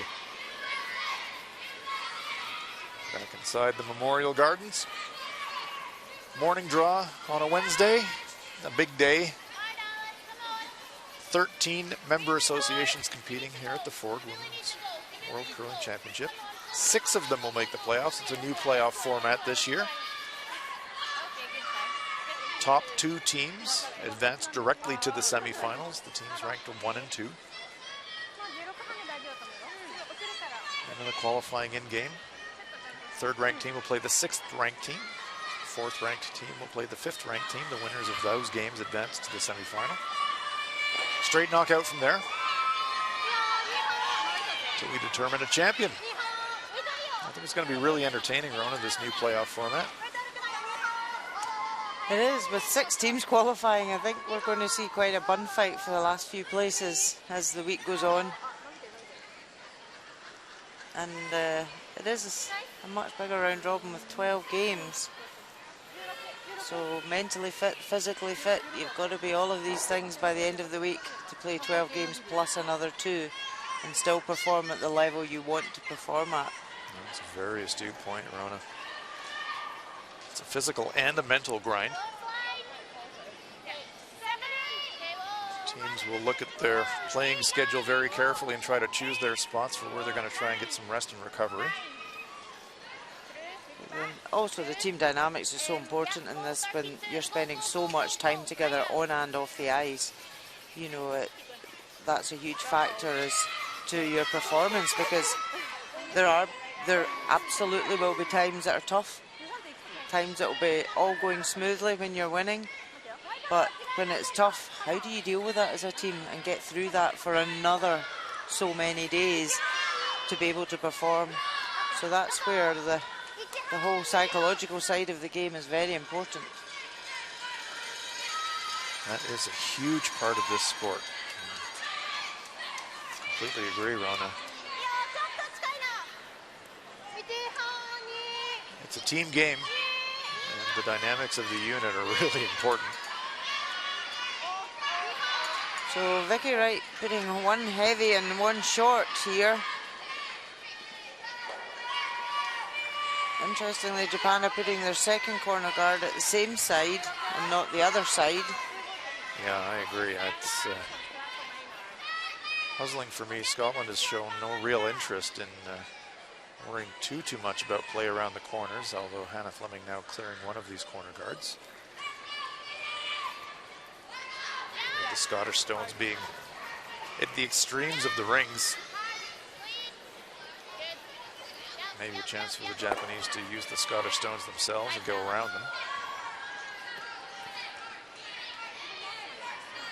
Important for Japan here, and we spoke about the playoffs. They're at 3-3. They're still in the playoff frame. Their remaining games are after Scotland. They've got Italy, and then a really tough run home. They've got Sweden, Korea, Canada, Czech Republic, which is a pretty tough ask. So if you're Tori Koana, you're thinking today's game is a game that we really need if we're having playoff aspirations. Shigaki, 85% here this morning. She's playing solidly. She's in a great tournament. But as we said, this young Japanese team, you know, they're here to learn. They're not here to win the competition. Right. That's absolutely not their goal. And because they have had some wins this week, yeah, a few more would be great for them if they could reach the playoffs, because the more they play, the more they'll learn. Right. And the more they'll take away from this week. But with J.D. Lynn there, he's great at really making them learn from every single shot they play. Yes, J.D. Lynn, one of the coaches with the Japanese program, works with all of the Japanese teams. He's a young man himself, and he's developed as a coach along with the athletes themselves, and has really made a huge contribution to the success of Japanese curling. Alice Spence just clearing the next corner guard after Japan threw their draw through the house.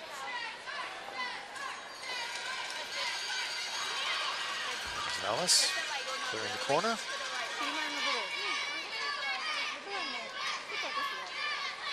So the corner guards are gone. Tori Koana will switch gears now and use that stone at the front of the rings. Moshigaki heavy on her first draw, so see if she can make the adjustment here on her second shot.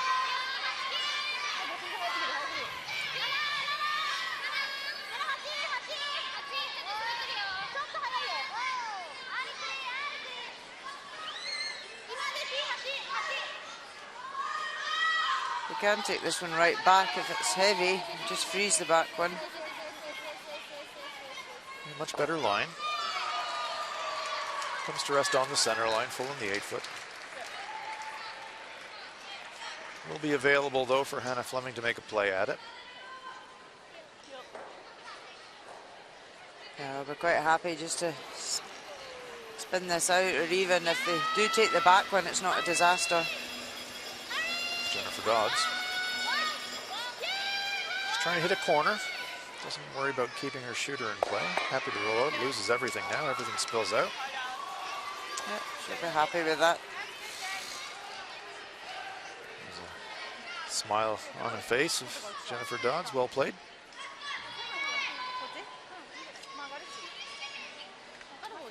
Scotland now in a situation, even though it's only the 6th end, where they are playing the scoreboard a little bit, aren't they? Yeah, without doubt. At this stage in the game, you know, you're 4 up. You don't need stones in play. You don't need to girdle about.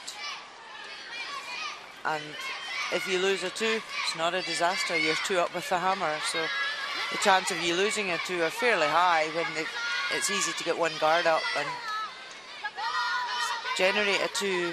But now Scotland really just need to play the scoreboard. Japan are going to throw everything at them.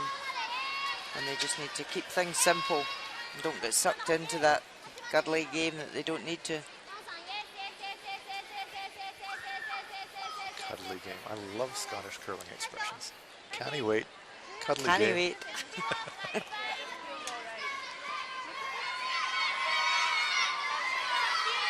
What Nice would you stall call there. it in New Zealand?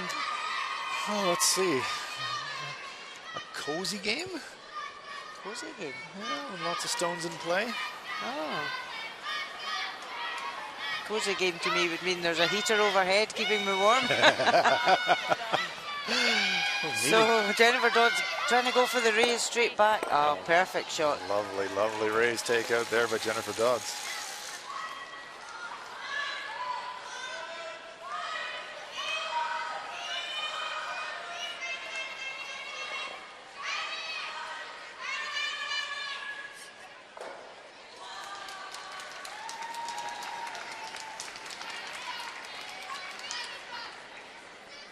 Kotani,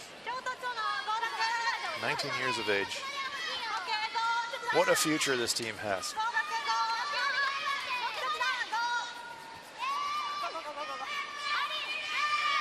I'm just trying to bring this round the centre guard. Right into the button. By the guard. How deep can they bring it? It's just not shot, but it is buried.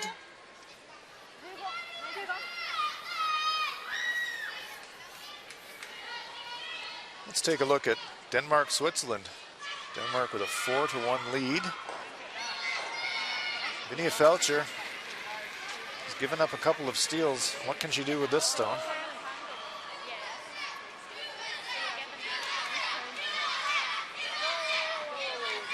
Playing ahead. Oh. Punches everything out of there. It's a deuce. 2 red it is. Switzerland back in that one. 4-3 for Denmark after 6.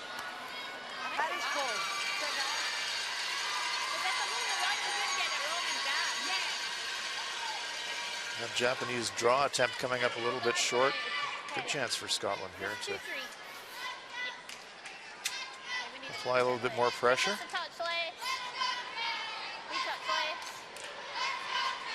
We're looking at a guard here, Rona. Yeah, they are. I mean, that red stone's open on the other side. Japan could come round in the in-turn and just tap that back to lie 2. So Scotland really could come right half round this yellow and lie 2. It introduced a bit of risk of a double takeout if she left it in the open. Let's see what the shot's going to be here for Hannah Fleming.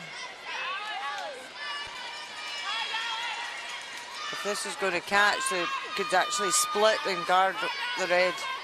Tapping the guard will work okay as long as there's a little bit of contact, pushing it in front of their own stone. Pushes it there a wee bit, but is there enough available for Tori Kawana to make a play on it?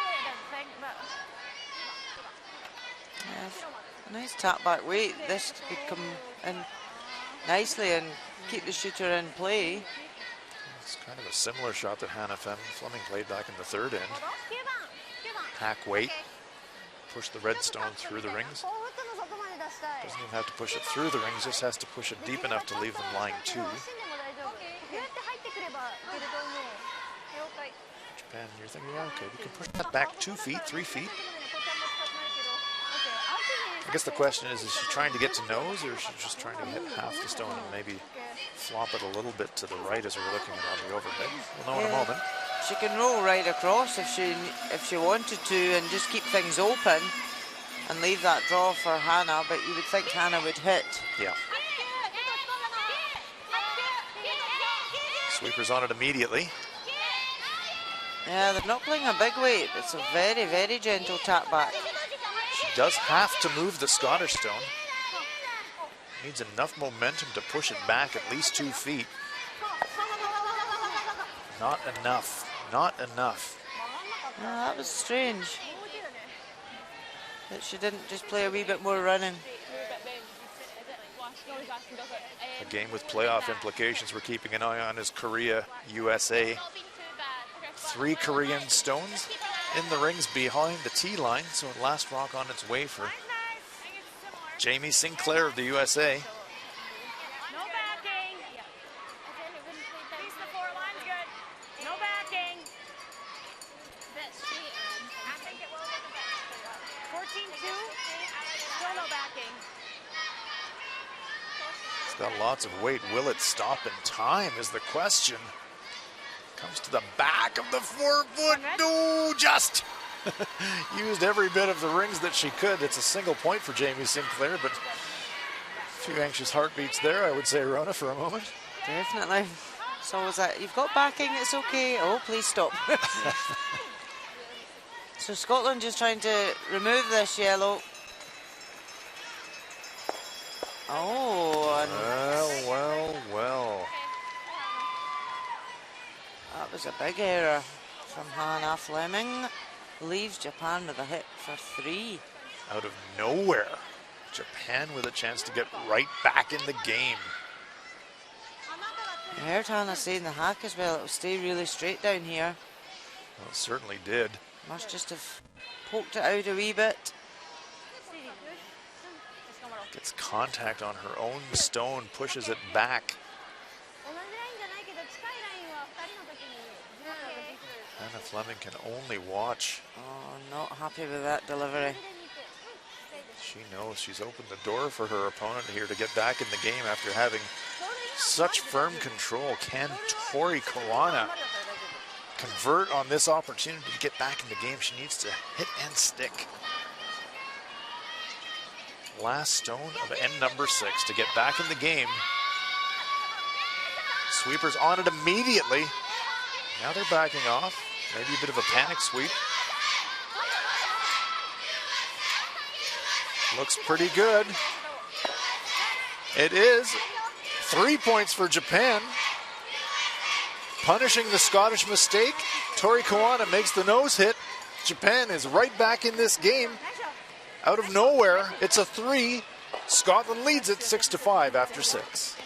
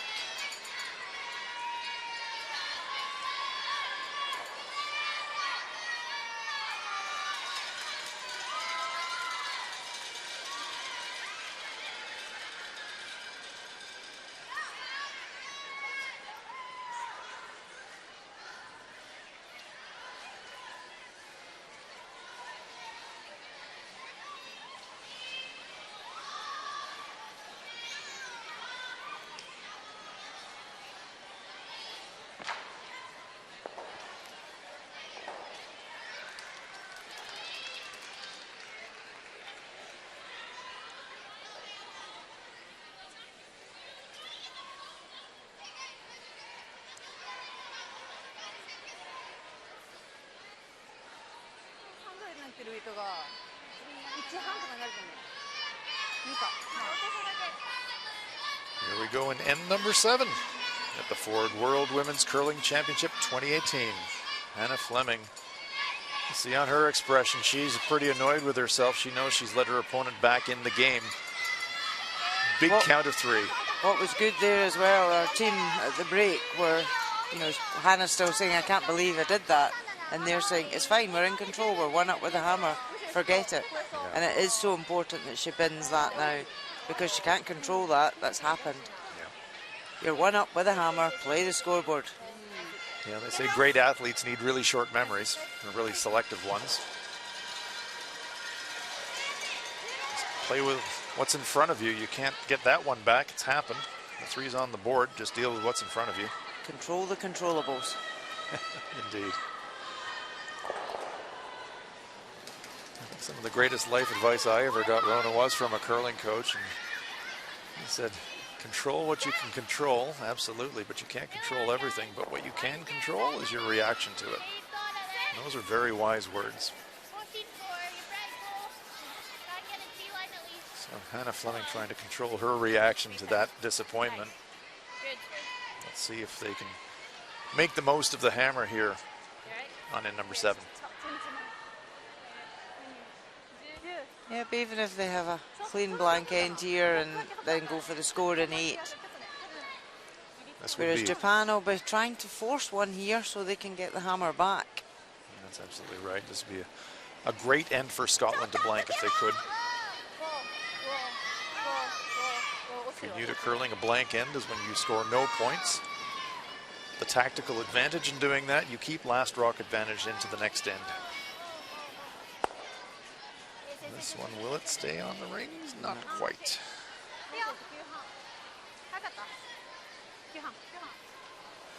Thumbs up from Kotani.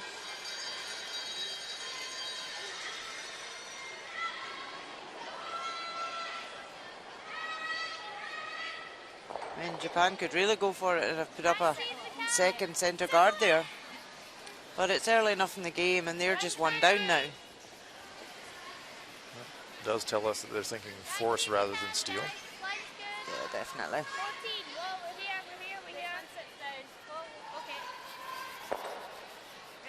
Scotland playing into that frame of mind as well, just avoiding that center guard, just keeping the play away to the wing. Keeping their options open. We did see earlier in the match, Rona, where it looked like a conservative Scottish end all of a sudden turned into a 2. So Hannah Fleming keeping her options open. I think that's wise. Yeah, and there's just a couple of errors on both sides, and it's just making sure that the opposition, you capitalise straight away. Well, both teams have capitalised on errors by their opponents. This one's moving. Pulling though. Oh, leaving that stone in the ring. So here's that situation where your mind now can switch a little bit from keep your options open for a blank to now you can start entertaining thoughts of a 2. Ishigaki looking perplexed. I think that was just the weight. The weight was down, really moved. Yeah, she was looking confused by that. It was only about hack weight. That one really curled.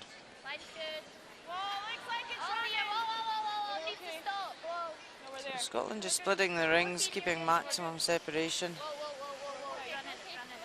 Keeping it open. Anna Spence draws it to the extreme wing, biting the 12-foot circle. No double there. Not even Kevin Martin, the legendary Canadian curler, could throw it hard enough to make a flat crosshouse double on those stones.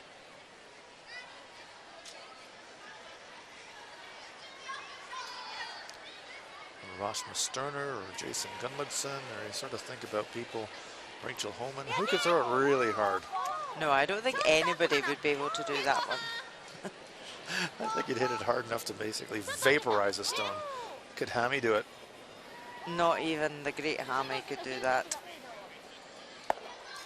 Could Hammy Jr. do it? No. Could Ewan McDonald do it? No. they would all have a go, but I'm They'd afraid they were all far play too it. flat that there was no double going there. They'd all play it. They'd think they could make it.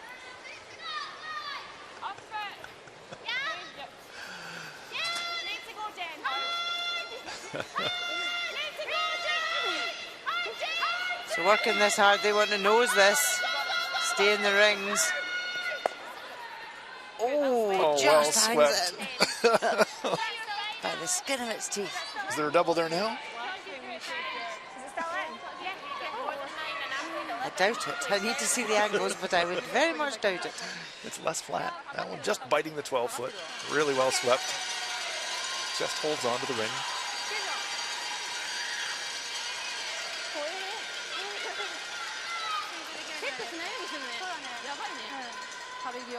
Well, the crosshouse double probably still not on.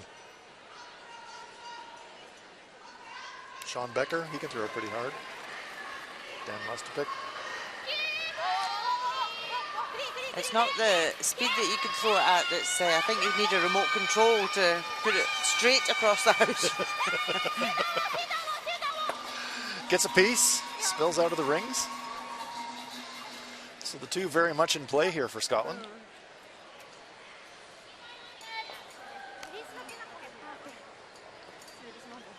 Marco Usapavaniemi.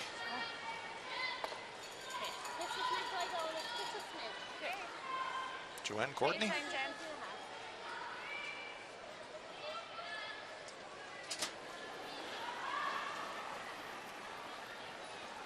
Sun Young Kim. I'm mentally going through my Rolodex of players that can throw the heat with accuracy, and there are a lot of them. A lot of them happen to be Scottish. Danny Walchuk going back into the catalog. Just drawing out to the wing. Good. She's good. And yeah, years ago, That's good, Dan. a lot more of the players lifted the stone in their delivery, so we're That's a very good generating more power. That was my era. Bob Pickering, Pee Wee Pickering, the greatest backswing in the history of curling. He would actually lift the stone over his head. Probably See some pulled old his arm photos. out the socket in the process. But no, you could generate a lot more power with the lift. See very few players today using that backswing, if still few do. Mr. Eriksson, he can throw some heat. So Japan changed their tact here. They're 2 against. So now they're drawing round their guard. They could have even tried to freeze the one in the wing and force an error from Scotland. Really important they get shot, but it's going to come up short. Good looking line. It would have been great to be full 12, but Yeah, great chance now for Scotland though. To zoom round there and lie 3. excellent opportunity. Considering clearing the front, but I'm not sure why. Japan will still have a guard to go around. To watch they don't jam this on one of the back ones in the house, because there's one on either side. That's absolutely right.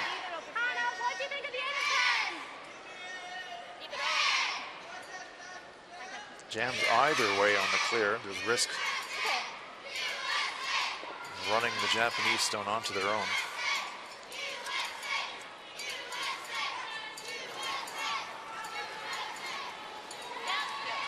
Jennifer Dodds.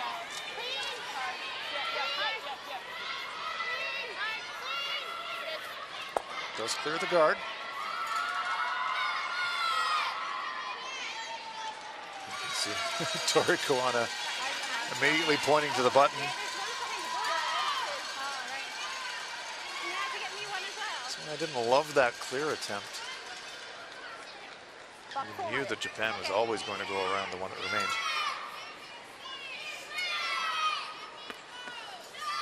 Yeah, if Scotland had come round their top 4, they'd come round first. Exactly. Puts the pressure onto Japan. They're lying 3 against. They don't have last stone. Japan would then really, really have to make a very good shot to save the end. Whereas now, if they come round here first, then Hannah's chasing it.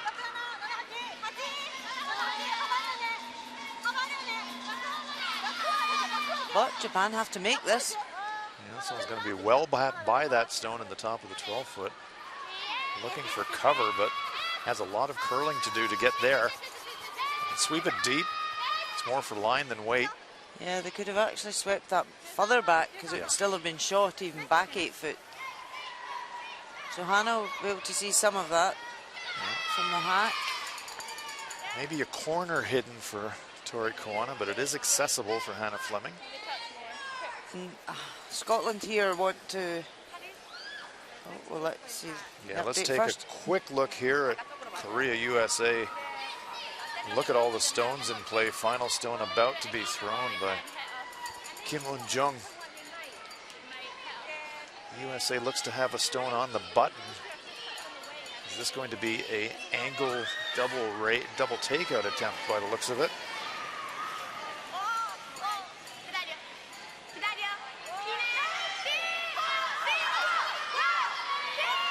Trying to run her own stone in. Wow. When the smoke clears, who got the point? It is a steal of 2 to the Americans. Well, well, well, what a game there. Had to make an angle run in just to reduce the damage, and it's a steal of 2 for Jamie Sinclair, and they go in the lead. So Scotland here would like to remove this and roll over a wee bit, because if they nose it, it will give Japan something to freeze. Got to get by the top stone first, though. Clips it. Pushes the Japanese stone into the 8-foot. Now Japan lying 2.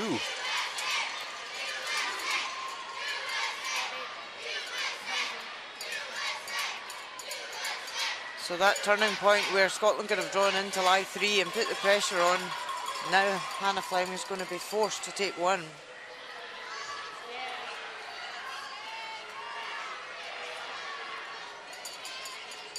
Japan need to get one into the rings first.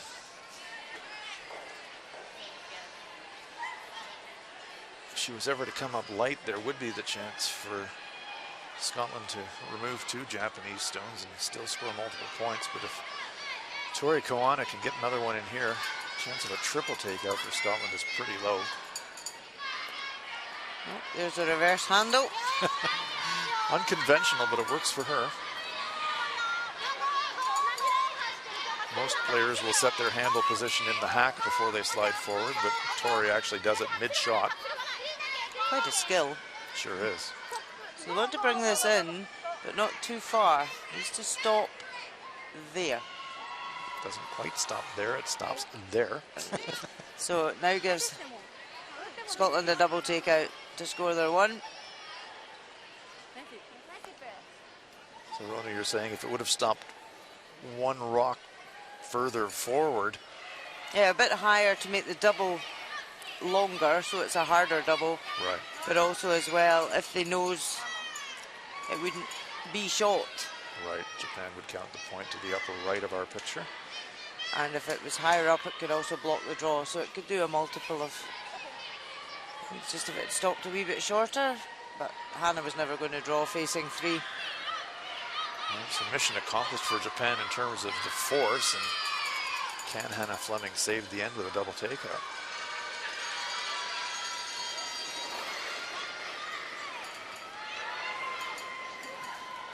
Last stone on its way here on end number 7. Hannah Fleming has to make a double takeout to score a single point. Oh, very nicely played. Single point for Scotland. Hannah Fleming makes the double, but Japan gets the force. We're heading towards the wire of this 10-end game. Single point for Scotland there gives them a 7-5 lead after 7.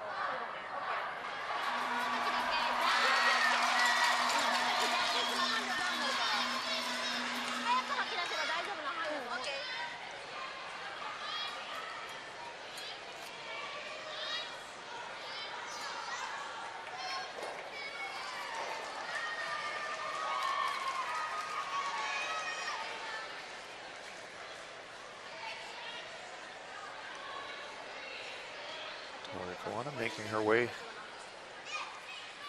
back to the home end after a conference with her team. You're enjoying live coverage here from North Bay, Ontario. It's the Ford World Women's Curling Championship 2018. Hans Farnlund here with you, joined by Olympic champion Rona Howie. Scotland with a 7-5 lead, playing the 8th. Japan with last rock here in the 8th.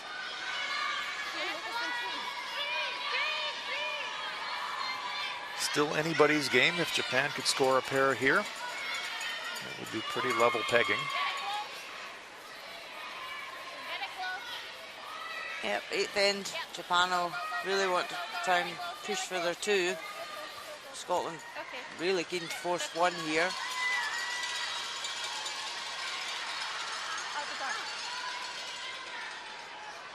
Tori Kwana electing a corner guard.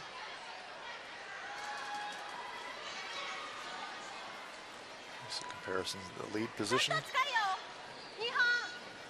Can't get more even than that. Yep.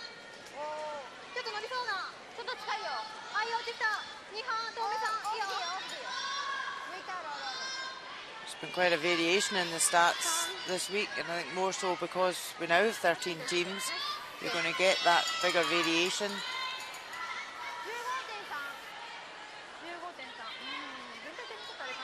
Nice weight. Sits on the corner. Kwana will try to use that later in the end to get some protection. Vicky Wright.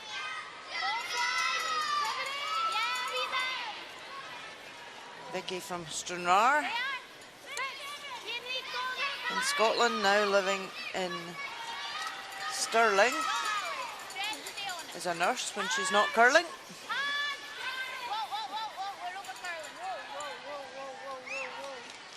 She nurses that one right into the top of the 4-foot behind cover. Well played.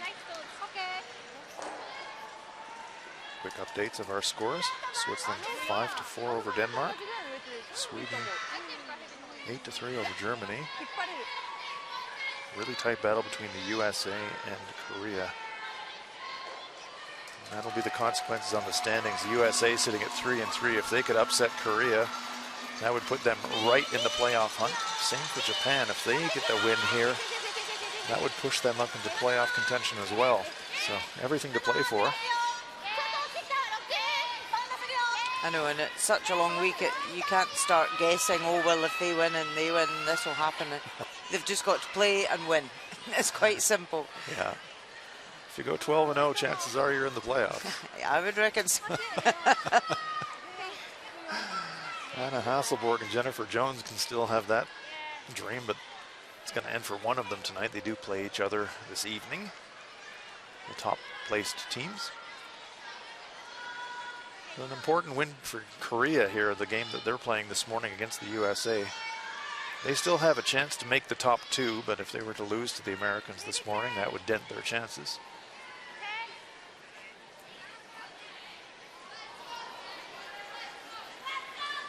So Alice Spence is trying to hit this one and roll to the wing a wee bit. Yeah, does that nicely. 2 reds are very level.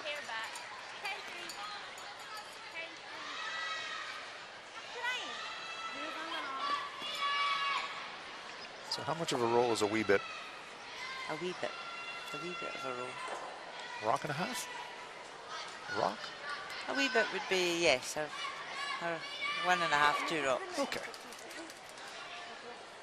A big roll would be right across So a half biggish, of the house, and then a biggish roll then would be about 1 3/4, 2 rocks. Versus a really big roll, 5 rocks maybe. What a wee bit. 4. 4, 4 okay. rocks for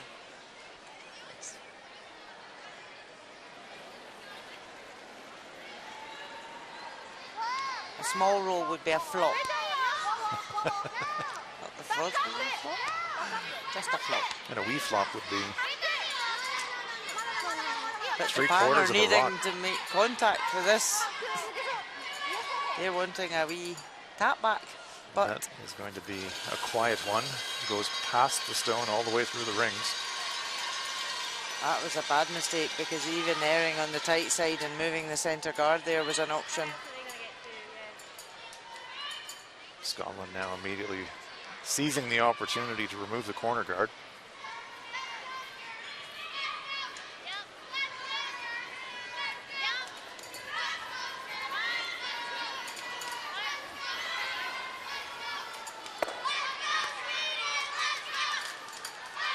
Yeah, plays that nicely. Just hangs around in play, but not touching the rings.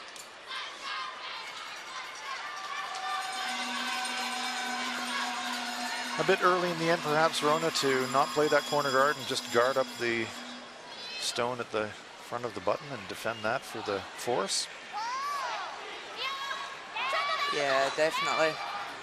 They can force quite well here. They're in a good position. The setup's good. Japan have to move this off the forefoot, but this one's really cutting now, and just aired on the other side. Yes, after being wide and heavy were their first one. Moishigaki with that one is light and narrow. That's tight often and light's happens. never a good option. No. So this is a really good position for Scotland to take advantage. They can be anywhere short here. It could come all the way down to their own stone, tuck a corner around, and anywhere along this in-turn path, as long as it's in front of the stone in the forefoot, is a good result for Scotland.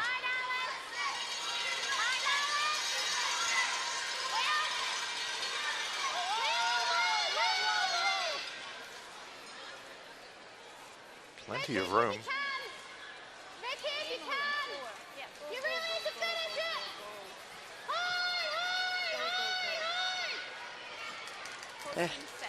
Got away with that one, and it's actually finished in not a bad place at all. Japan can't remove both of those and keep their shooter. Yeah, just that final little bit of finish, hiding a corner behind that red guard on the top of our screen. She catches it fairly thin. The shooter could come over to the red on the wing, and she'll move the one off the forefoot, but she may not get them all out. Yeah, she'll be jamming that stone all day, I would imagine, that stone in the 8-foot. But needs to have a go at it. They have to get rid of some granite here. Yeah, they need to open up the scoring area for themselves to salvage at least a single point. Waiting for this one to curl. Now it's making a move. Not a bad result. Leaves the Scottish stone in the rings on the edge of the 12-foot, but importantly for themselves, 4 foot's open now. It is cut off on the outturn side, however. There's comparisons between the thirds players. Jennifer Dodds with a clear edge over Mina Katani. Jennifer having a nice game. Yep, Katani just struggling with her weight today. And hitting stones on the wrong side. Scotland could do with a roll in here. A biggish roll. This is a wee roll over to the top of the 4. Okay. It's going to be a little flop to the outside. Now Japan have got the chance to freeze this one at the back of the 4. You can see Tori Kawana patting her brush with purpose on the top of the 4. If it needs to be right here. Right here.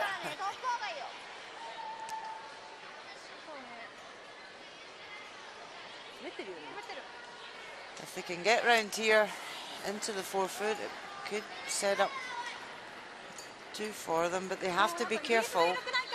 They either freeze the back, because if they sit halfway, Scotland have got the red on the outside to use, to raise. So just needs to bite the very extreme front of the 4-foot circle. Behind cover, this one's well by. They're very wide of line, they need to pull that in. Great weight, just needed to curl another half a rock.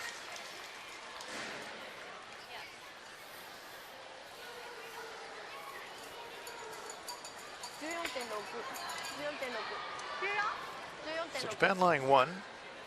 But stone is available. Great look at there from the delivery end. Half of it open for Hannah Fleming. She can just pick it out. Half stone. If you roll like that's fine. Yeah. I don't know. Just half stone though to get it by. I think he was just coming back. I mean, I think I just said it to you. Okay, 10.5? Yeah. Okay. 10.5. They're just confirming the weight that they want to throw on this shot. You got this. Trying to park it right between those two red ones as we're looking at it. Hit half of the yellow stone.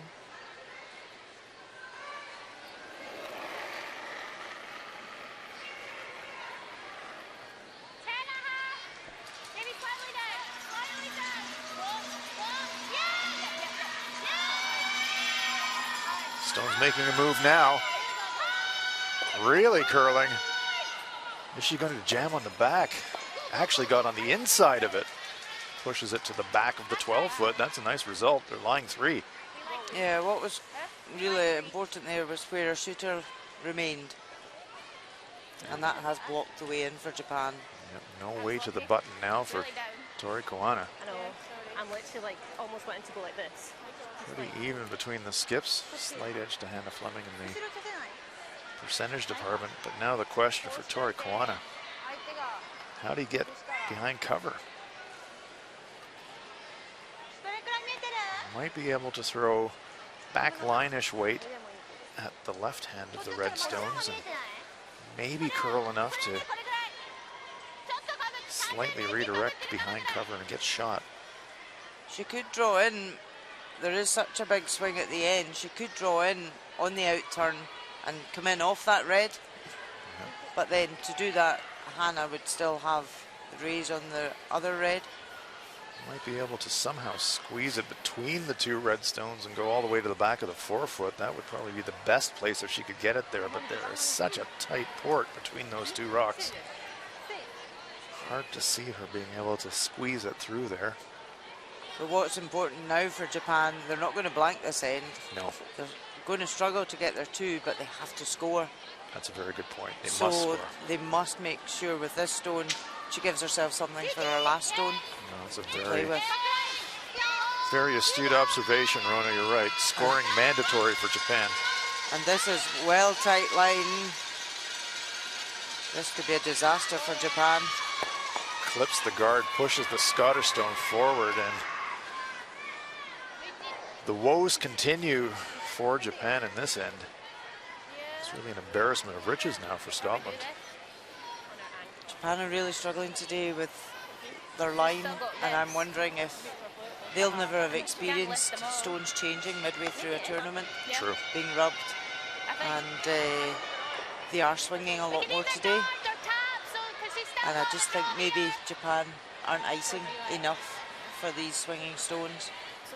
They do typically play that gentle, it's a little bit more than canny weight.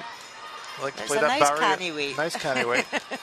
That barrier weight. Barrier weight. Yeah, they play that down weight on the takeouts, and with a little bit of extra movement in the stones, as you said, after it's been treated, then it is fooling them. That's absolutely. Which one is the wide one you're tapping, yeah? No, the center one. Okay, just to kind of guddle them a bit. And if they rub off. They cuddled it. They're There's cuddling it in there. You see, to tap the centre one, just to cuddle them in there. to guddle it about more, but she's got to watch she doesn't leave an open one that's an easier shot for Japan for their one. Just wants to nudge this forward maybe a couple of centimeters, I think. It'd be good if she actually hit the outside one right across into the 4-foot. She could do that as well. We've got options here. There are not too many bad ones for Scotland. You're going to leave your opponent a very difficult shot. It's going to overcurl the straight tap, just pushing a slight angle, but that's a nice shot. Leaves the 4-foot available for Tori Koana, and she immediately puts the brush down. Says, I'm not going to try hitting any of those ones. That's not going to work for me. Have to draw a piece of the red. Yep, draw against 5. No pressure. None at all. Game on the line here for Tori Koana. This is a game shot. Must make. We'll do the interval time. It's been running about 14.4. The tee line. This is a wider path, however. Might need a little bit extra juice to get to the red 4-foot circle. And we see 13.6. Now it needs to curl. It's got the weight, but will it get to the 4-foot? No, it is going to slide back deep to the 8-foot. It is a steal of 3 for Scotland. Huge.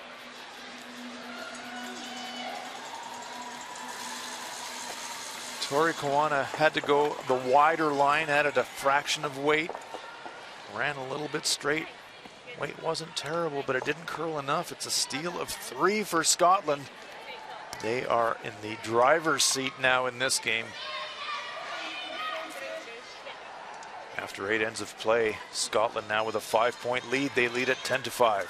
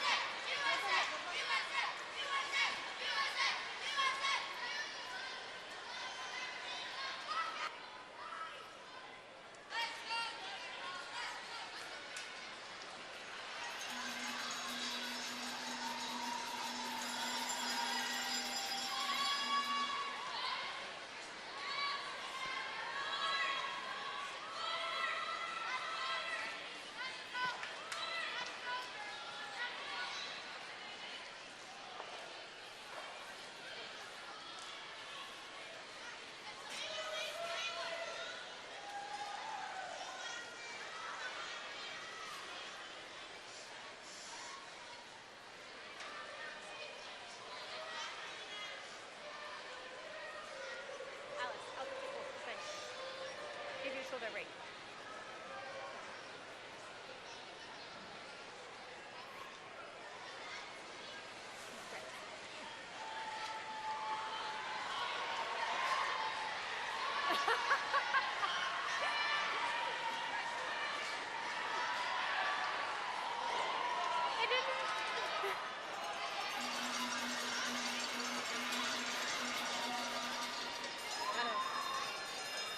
Plenty of time on the time clocks available. We're in the 9th end of play here in this 10-end game. Round robin action live from North Bay, Ontario, the Ford World Women's Curling Championships 2018.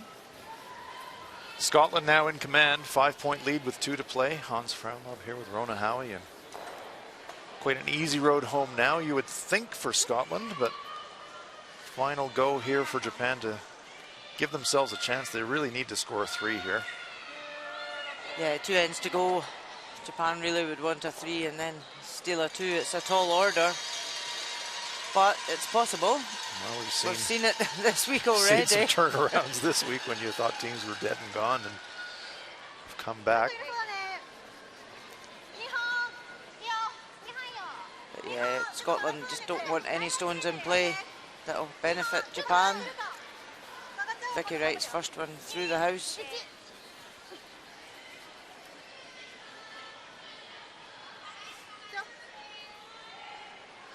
Won't even go for the tick, just put the second one through. A game with playoff implications. USA leading Korea 6-5. It's the final stone here for Korea's Kim Eun-jung.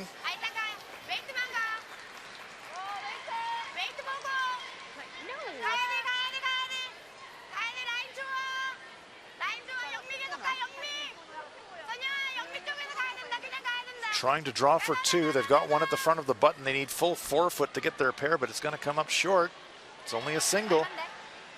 Good force there for USA's Jamie Sinclair and co. This one's looking like it's going to go down to the wire. It would be a huge win for the USA. It would put them right in the playoff frame if they could upset Korea.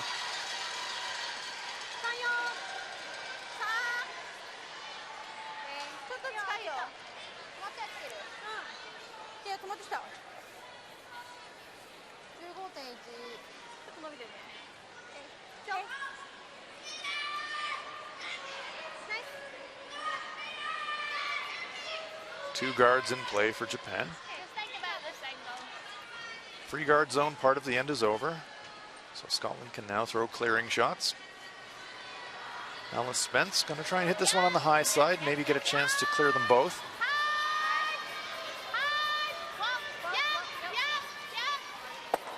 There's one. Ooh, just misses the double clear. Good try. Nice throw. Yeah, you heard Hannah say, just make sure you get the one. Second one was a bonus. Yeah, 2's nice. 1's okay. None, not so good. No, Shigaki.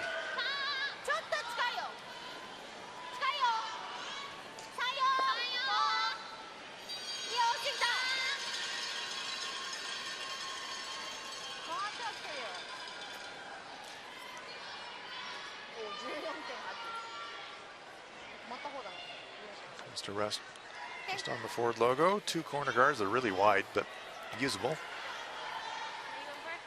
Scotland will just keep peeling them off now. And the Fleming will be thinking, what's acceptable from a Scottish perspective? Afford to give up as many as 2 in this situation without any fear. 3 up coming home with last rock's a pretty good situation to be in. Guards removed.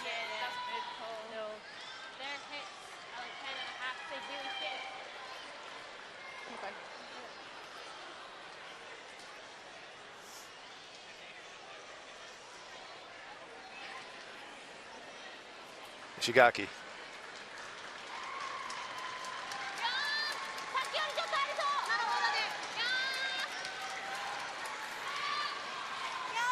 Yep, she's not their best game today, struggled a wee bit. Line and weight.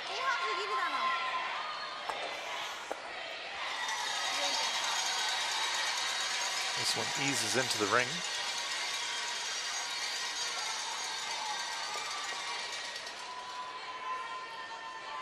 The arena's quite noisy this morning with school children. That's what we like to hear. Waves to the crowd from Anna Hasselborg's Olympic champions, 8-4 winners over Germany. The Hasselborg Express moves on to another station. They are unbeaten, and that will clinch their playoff spot. Very impressive this week, maintaining that excellent Olympic performance here in North Bay. Looking very much like one of the teams to beat this week, Rona. Without doubt. As everybody questioned, them, Korea, the ones coming straight back from Pyeongchang to here. It's a mammoth ask for such a heavy schedule, and how would they cope? Well, Anna Hasselborg and her team have answered that question pretty well. I think they were so professional and so prepared for the Olympics. This is just a continuation for them, and as long as they're resting, as they say, between games and can recover, then their performance level should still be the same. They've trained to be there. Take a look at all of our scores here in the morning session. Switzerland leading Denmark by a score of 6-4. That's a must-win for Switzerland. Sweden 8-4 winners over Germany. USA, Korea, the other game with playoff implications, are tied up at 6 in our feature game. Scotland with a handy 10-5 lead over Japan. There we see now Sweden top of the table with that win, 8-0. That will lock up their playoff spot. Canada behind them, 6-0, also unbeaten. Korea under some threat this morning. They're in 3rd place at 5-1, but should the Americans win that game, that'll drop them to 2 losses and will elevate the USA into firm playoff contention.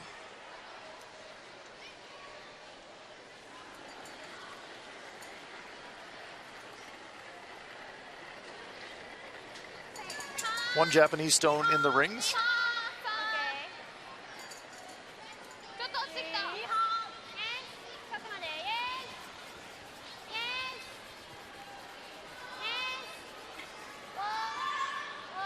Electing to guard that stone rather than draw around the other side, Rona. At one stage it called into the house as well. It was like, maybe not. But No, the guard's fine. As long as it was completely guarding it, that Scotland didn't see any of it to peel out. Because I don't think we need to go for the run, because even if we lose a 2, anyway, even if we lose a 2, we're 3 up winning the last. No, Jennifer replaying what we were speaking about just a moment ago. What's acceptable? Drop a 2, no problem at all. 3 up with, we'll take that every day.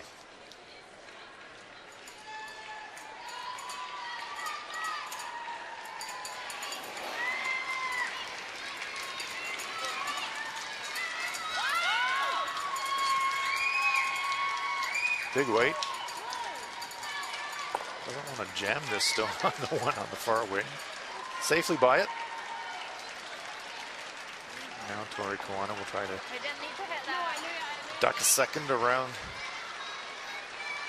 the redstone to the left of our picture. Just enough of the rings available for her to hide. She could also consider just freezing on top of her own stone and play for a clean miss. You're going to need some kind of a miss to score a 3 here. Yeah, they have to hope for an error from Scotland, but when everything's wide open, it's highly unlikely. Players at this caliber, World Championship level, you do get the occasional open miss, but they're few and far between on an open hit. It usually happens when the players are tightening up the ice and they just overthrow it and just push it a little bit with the big extra weight, Rona. I've seen a couple of clean misses this week because of that. And as well, the sides were quite tracky with the big weight previously, whereas now today with the stone movement, we probably won't see as many. On the outside, it's probably more inside that are over-curling today. Right, exactly right. Nice shot there by Tori Koana. Japan lying to. Hannah Fleming immediately says, I'll just throw this one right down the same path that I threw on the clearing shot. The other hand, though, to what she is. Yeah, totally. We thought she was guarding for a second. We're just talking about the Okay, just same again. Normal. delivery style, the unique delivery style of Tori Koana. Sometimes it looks like she's going to throw an in turn, but it's actually an out turn because she resets during the delivery. Maybe she just decides when she's sliding away will I go. What do I like better now? I'll just throw that. It is very unusual though to see the reverse action during a slide. Nice shot there by Fleming. Hits and sticks and Does lie short, does nice shot. so they have to play on it. Good hand. Really good. Quite good, they need to. Chance for 2 here for Japan.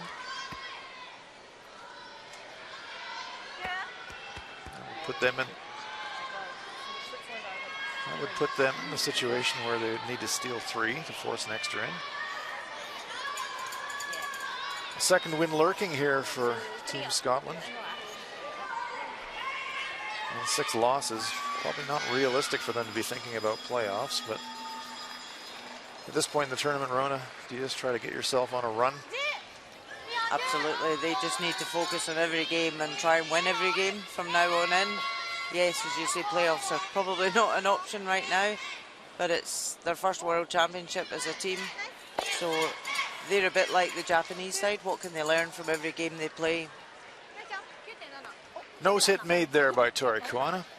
Japan does cash in the 2-point end, but they are conceding defeat. They knew that they needed 3 on that end to give themselves a realistic chance. They realized that that wasn't going to happen. They got their pair, but they know that's not going to be enough. Conceding defeat, it is victory for Scotland by a final score of 10-7.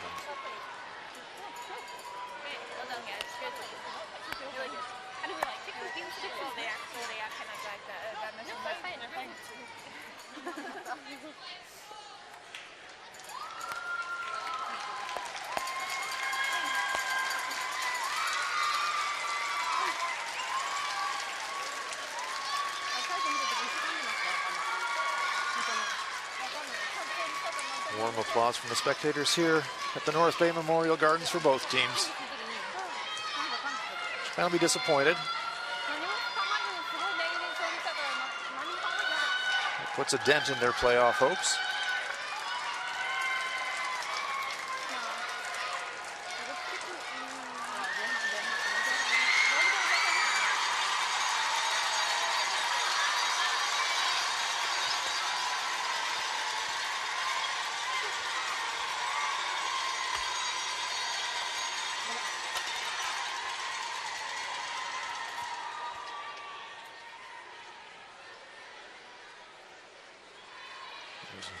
Roman Howie was saying, very much a learning experience for this talented but young Japanese team.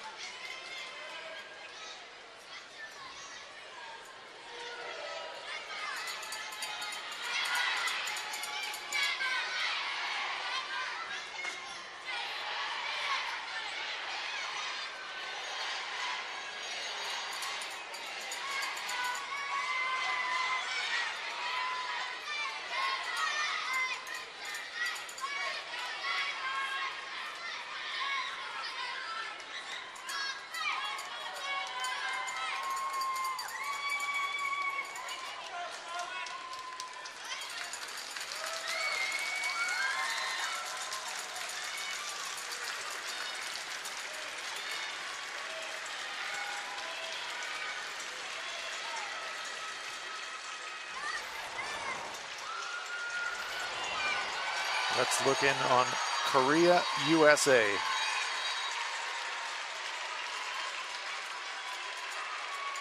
Jamie Sinclair of Team USA, her last stone in the ninth end.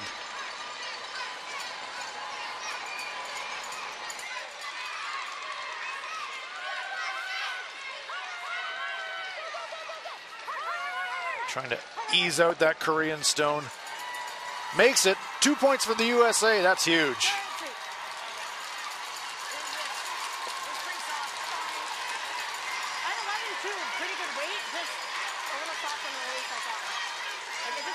That gives the USA a 2-point lead coming into the 10th. And will it be the final end or will it be an extra end? A victory would put the USA into the middle of the playoff picture. They're enjoying a 2-point lead as we pick up the action. Extended coverage for you. We move now to pick up Korea, USA. 10th end action.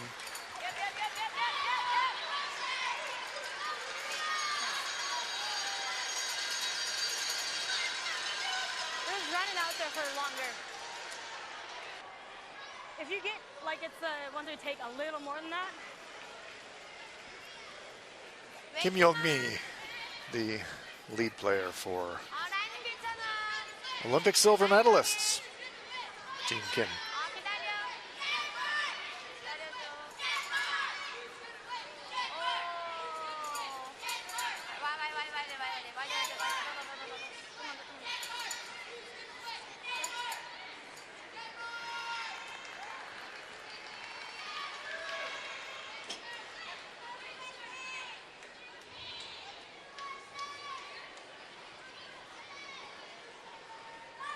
Monica Walker, lead player for the USA, having a very nice game. Percentage-wise.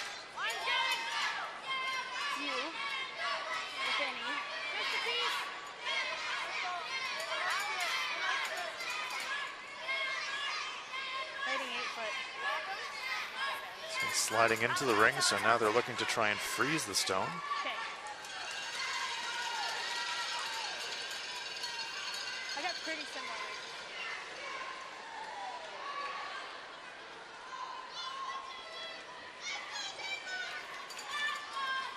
Kim Yong-mi.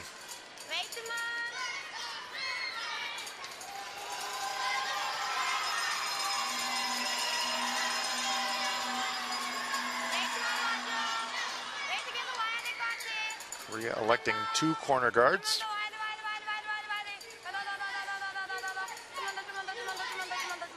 They need a pair to force an extra end.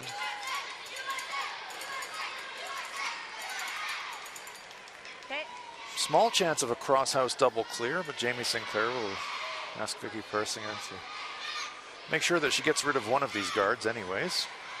Here is Vicky Persinger. Big weight.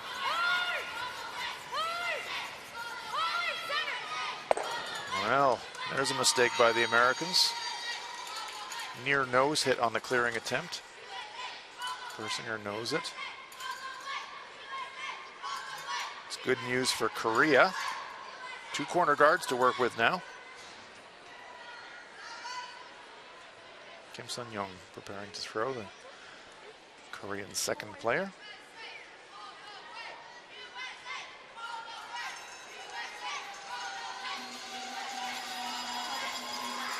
Sunny, as she's known to her teammates.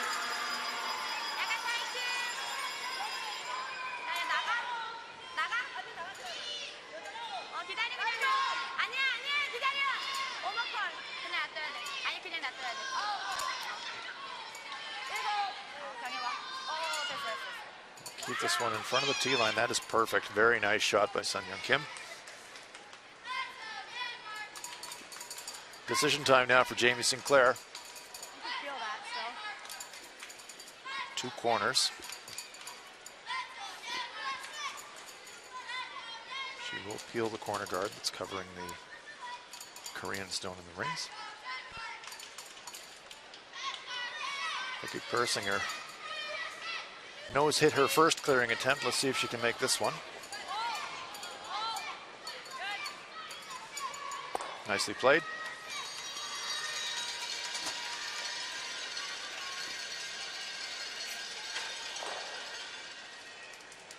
What do you think? Comes around, get the open one? Kim Eun-jung. Now draw around the other corner guard. Yeah, at some point they're going to have to make the play on the centre ones because they need 2 stones to move them. It won't be too easy. They're welded together pretty well, but there is a little offset. So possible chance for a double takeout. Have to make this one first though. She's going to slide deep. Good shot. Back of the 8-foot. But behind cover. That open one. Otherwise they get 3 in the rings. Roll in a little, it's good. Normal? Yeah. Said normal. Jamie Sinclair going to hit the stone in the open side. A nose here wouldn't be too bad because then it outcounts the back yellow. That was Carlson. And it wouldn't leave a double if she did hit in the nose.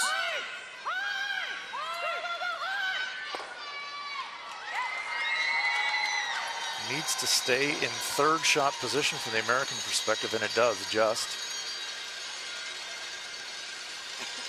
Now it's time to make the play on the stones in the 4-foot, says Kim Eun-jung.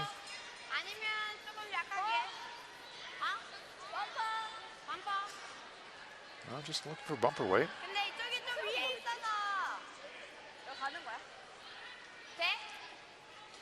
Thought they might try the double here, but they're just going to play board weight. If our shooter can stay frozen on the front one, that would be a good spot, wouldn't that it? would be a really good result for them. Try and generate their 2-point in that way. Kim Kyung-hae is in the 70% range. That's a little bit below her tournament average, but an important shot here.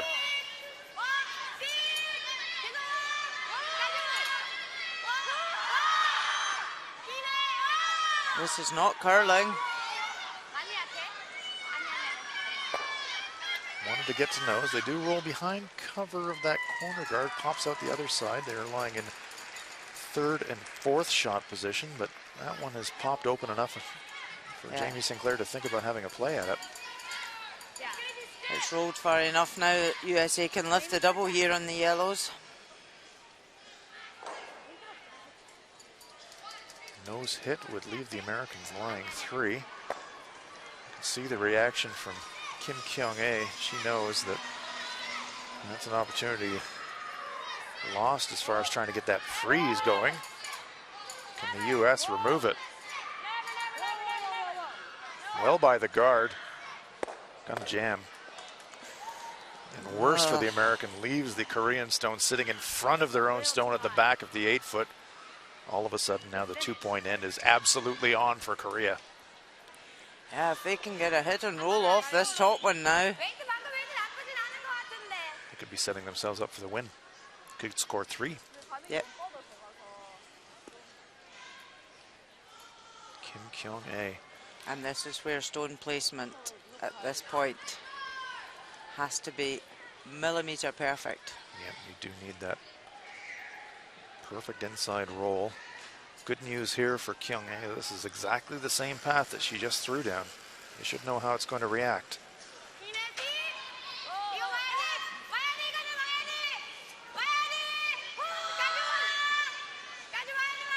A little bit less weight. This stone is curling a little bit more than the first one. They want the inside roll. They get a slight inside roll, but not enough. Just downing the weight a little bit, Ronam. Give that stone a little bit more curl. Because our first one took a long time to come. It hung and hung and hung, and then just came at the last couple of feet, really. So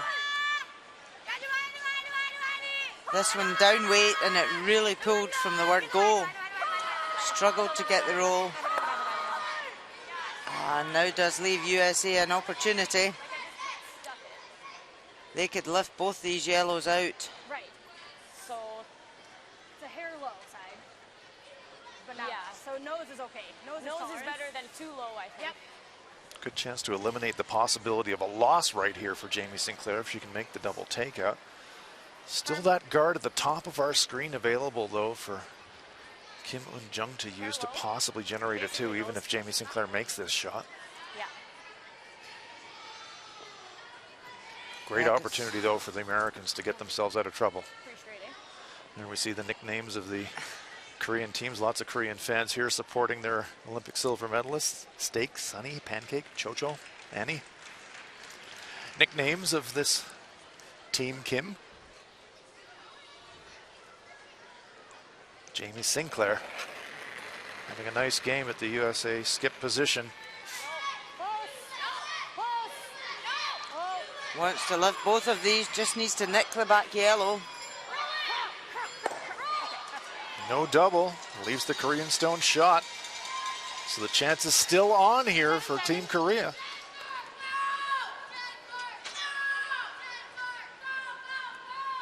Great look at it there from the hack end. If Kim Eun-jung could just tuck around that stone at the top of the 8-foot, hide half, right where she put her brush, that's where she wants to be. Yeah, it's a difficult line because you want to be into the 8-foot, but you don't want to be further back that you leave a double if it's open at all. So it's a really, really key shot here. You also want to keep it in front of the tee line. So you've got about a target area of about 6 inches, really. Not much to ask. Quarter around the red one, front of the tee line. No problem. No problem at all.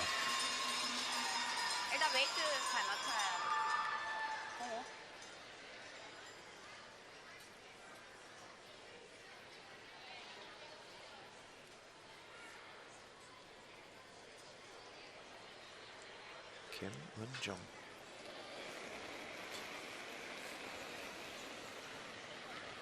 Huge shot. Only 67% in our draws today, so can she make this one? They like the line. How's the weight? Good looking stone. Really good looking stone. In there all by itself. That is outstanding. Great shot. What a shot. Korea lying 2.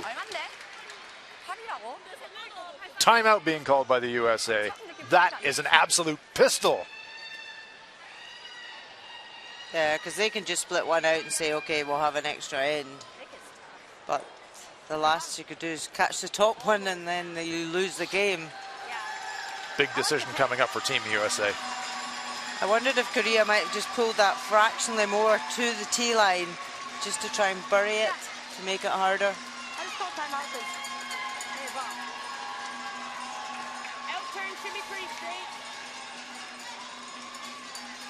Coach Scott Baird on his way to the ice. Yeah. Right, that would firm. That was firm. You guys like that? Like just the pick? Just firm weight? Yeah.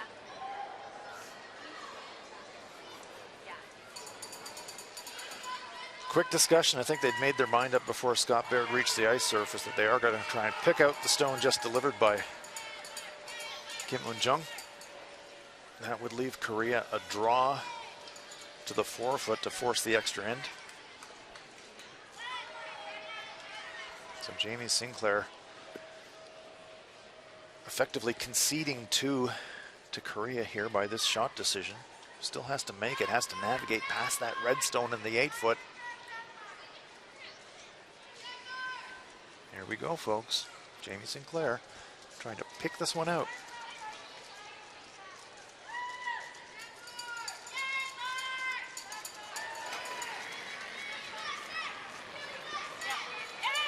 Calling on it immediately.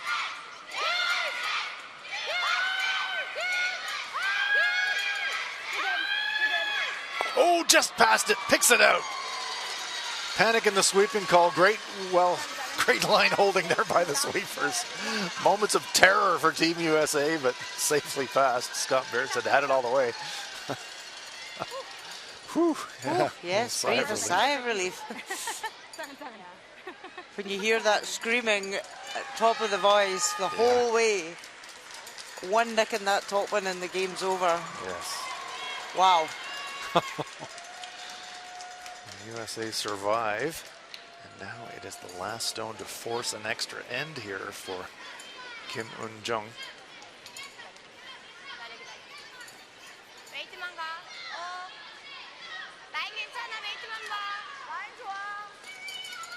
Need full 8-foot. Should be about 14.5 at the hog line, 14.2. That's plenty of weight. They've got backing to use. No problem there. We're going to an extra end, folks. 2 points for Korea. Jamie Sinclair. Nice final stone to pick out the Korean shot. We are going to an extra end. After 10, we're all tied up at 8.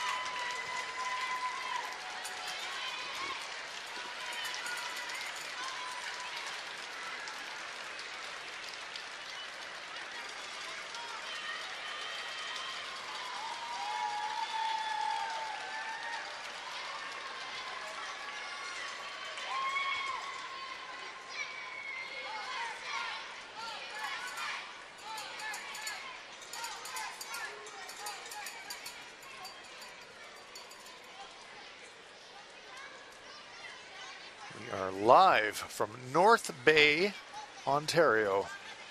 At the North Bay Memorial Gardens, we are in an extra end.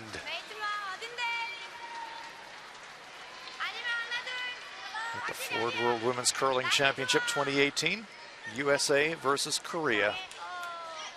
Hans Frauenlob here with Rona Howie. Really interesting 10th end. Clutch shooting from both teams. Un-jung Kim made a great come around. Jamie Sinclair picked it out. Un-jung Kim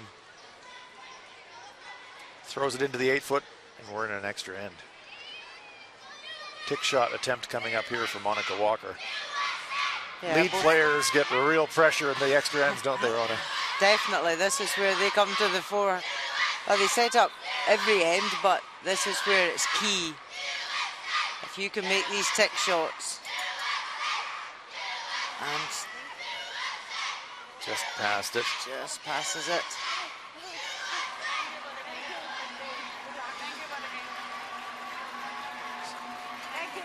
Switzerland prevail over Denmark by a 7-5 score, so the playoff hopes for Binia Felcher remain alive. They were trailing in this game, but a great comeback. They were behind by a 4-1 score at one point in the game. Came all the way back for a 7-5 win.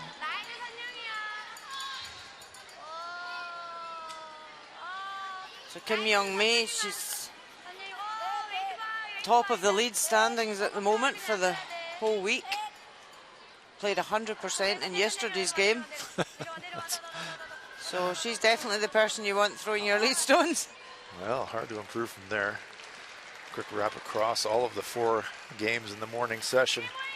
Switzerland 7-5 winners over Denmark. Sweden 8-4 winners.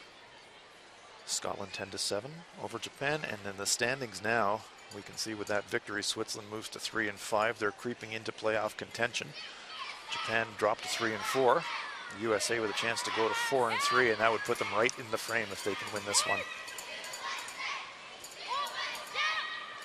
Korea with a loss would drop to 2 losses alongside Russia. And Korea have Canada to play later today, so another tough game this afternoon.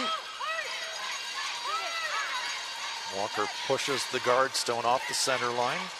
It's a great result. Certainly is.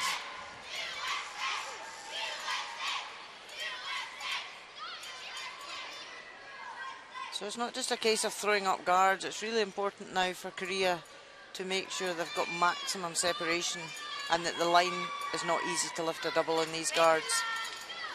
Because it's very clear they're going to keep putting up guards, USA are going to keep peeling. But if Korea can keep their guards apart and always have that one guard come the end of the end, that's what the skip's looking for, to draw around. Everybody on duty on this one to try and get that separation, but we'll come about halfway. This is a makeable double clear now for the US. Yeah, this is the opportunity USA were looking for. They just want one chance at a double peel, and that's them got their end clear.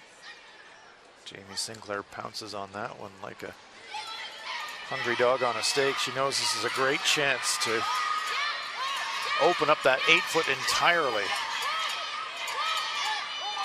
1 and 2.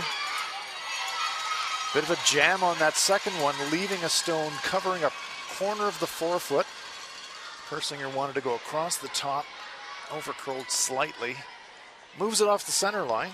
So the 4-foot's available at least on the intern side now for Team USA, but they would love to have cleared both of them.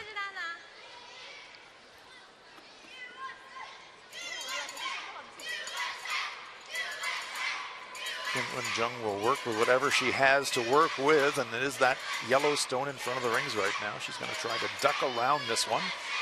Kim Sin-young. I'm surprised she's not just putting up another centre guard.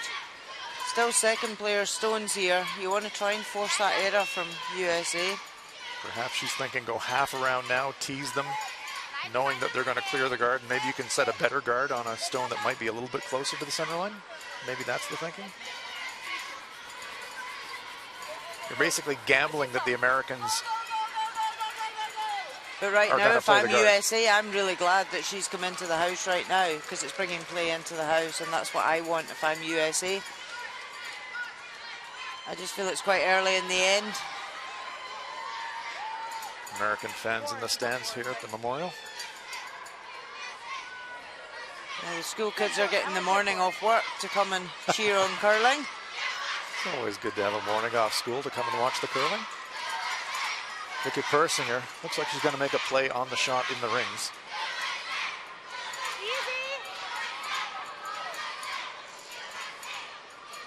Not laying a brush to it. This has a bit of curling to do. It's got contact now. Makes the hit, rolls to the top of the 4-foot. And that's with Korea bringing that stone in now. It plays in the head, and USA have got advantage there, controlling the top of the 4-foot. A bit premature for your liking, Rona. You see about 3:25. The teams have got a fresh allocation of time to play the extra end. And also they have a timeout. So if they want, they can stop the clock again and ask their coach to join them.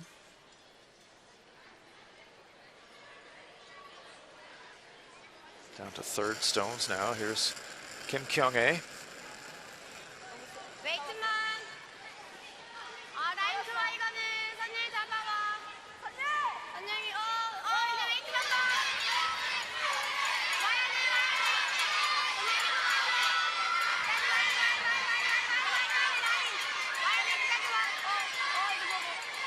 Just by the guard.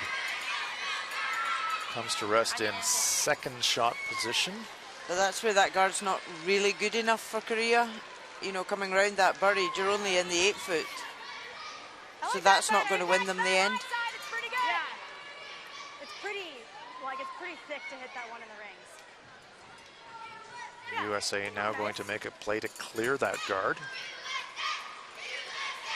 From the coach's bench, Scott Baird looking on. On it immediately.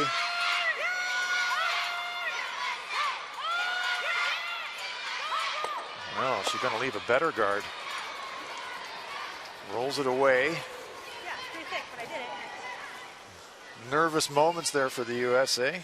Looked like for a moment there it might be a nose hit, but it does clear away the stone to the right-hand side of the picture, so the 4 foot wide open now. Yellow stones belong to Korea. USA has got the hammer here in the extra end. US shot in the 4 foot. Korea will have to deal with it, but not right now. See the video analysis being done by the coach's bench there. Ready for the game debriefs afterwards. As well as the cup of coffee underneath the video camera. All the important coaching equipment.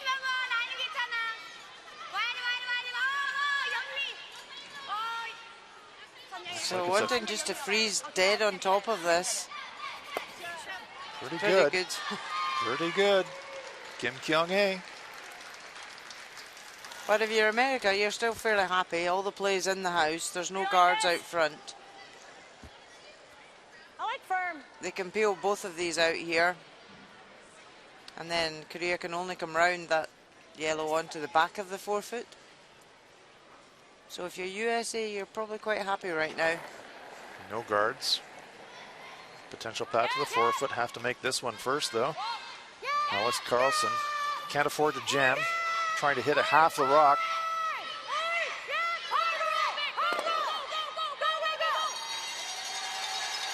Nice shot. Yeah, great shot. So now Korea don't have much to play with. Nice seat. Good seat, guys.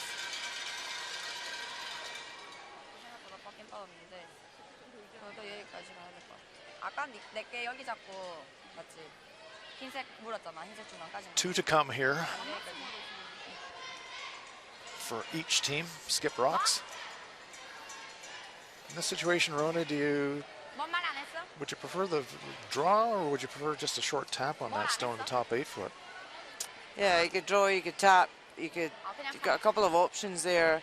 But I think having seen the amount of curl there is today coming round there, we saw it at the last end, when she came round it with her first stone at the 10th end, is a lovely finish. So if she can come round that top yellow into the 4 foot and lie short, even if she half checks round that red at the back, it then makes it very difficult for USA to raise. The 4 foot's still open, but it's more pressure. It's a question about how you can navigate just that little bit closer to the pin. So this has got a long way to curl right now. It's not crossed the centre line yet. Making a move now, but well past the guards. It's got to be shot. It is shot, is it? Just. Biting the 4 foot. Ooh. I don't think USA will be able to see much of it. Probably an edge of that stone. So they're working out if they sit on top of that, then Korea sit on her. I had a 14-2 on that one. can she have room to get the shot? Because you're not looking to bury near as much as she did. So the answer is yes. Yeah, finish it to all the way over here. Yeah. So I want to be Just off center. so it's fully open. Yeah. Yeah. Yep. Really important that everybody is exactly on the same page in terms of where the destination is for this one, Rona. Yeah, stone placement's pretty critical here. How's the speed?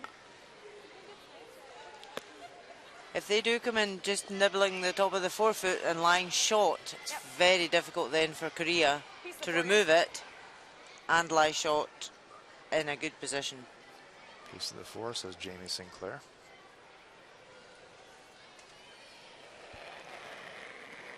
%90 on draws today, so fairly hopeful she would make this one. Line's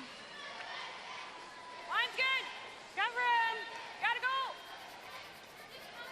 Gotta go. Fight for. Yep. Hard. Fight for. Keep an eye on the split time. This is not heavy. Hard. Fight for. Go, go, go. Hard. Hard. Doesn't want to leave it short though. Hard. Go, go, go, go, go, go, go, go, go, go, go. Wow, what great brushing by the U.S. front end, bringing it half into the forefoot. That looked for all money like it was going to stop in the 8th. USA's shot. I'm trying to remember that it is quite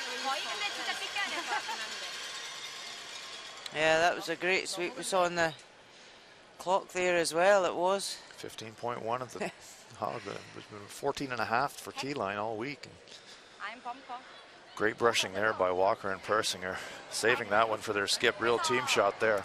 It was, because they were saying never for lying, there's plenty of room, and they were like, no, we need to sweep it for weight. Can't stop, won't stop, can't stop, won't stop. Very well swept. So this is interesting. They can actually see the inside of that. So she's gambling that she can just get across the fake to just push it past her stone at the back of the forefoot, because if she noses the stone she's throwing won't be shot, it's going to have to be that one at the back of the forefoot that's the survivor. Yeah, she can't afford to nick it at all, because the USA stone on the right would lie short if she nicks that back yellow at all. Cannot disturb the stone at the back of the forefoot. That's the winning stone for Korea. She needs to pass Playing that halfway. yellow really tight and just catch the inside of the red and no more. Heard Kim Eun-jung say hack weight. Does have enough room to get to the nose, but just.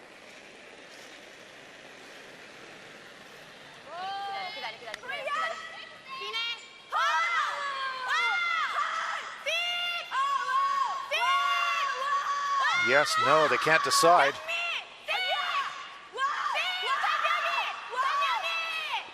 Oh, great shot! What a On and shot. off and on and off. They couldn't decide on the line, but the net result, Jamie Sinclair is going to have to draw the forefoot for the win. Yeah, a lot of screaming there, just waiting for it to curl. So Korea has done everything they can do. Kim Eun-jung, Kim Kyung-ae, they can only watch. Yep, a good chunk of the four. The stone is in the hands of Jamie Sinclair. Her last stone, her sweepers had to go coast to coast on the sweep to just bite half of the forefoot. They're going to have to do that again. Yep, exactly the same. Right on to you guys. Sinclair just composing herself, reminding herself it's the same shot I just threw for the win.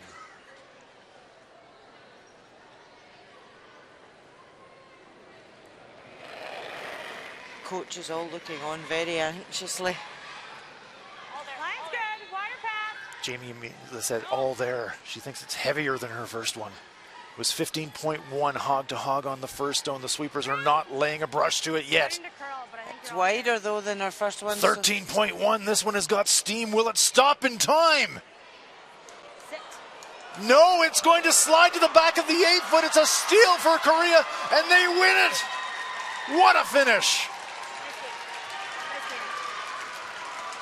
Jamie Sinclair with a draw to the forefoot on her final stone. Heavy. Korea with a gutsy win. Stolen point victory, 9-8 for Korea.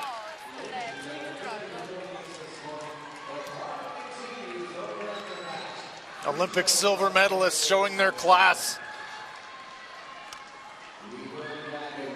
What a finish. Disappointment for Jamie Sinclair. Game was there for the winning. Sportsmanship shown as the coaches exchanged handcakes. What a battle.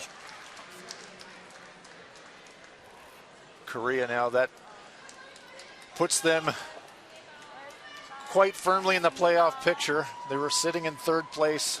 A single loss. Here we see some of the Korean fans. They're delighted. Their team with a fantastic victory.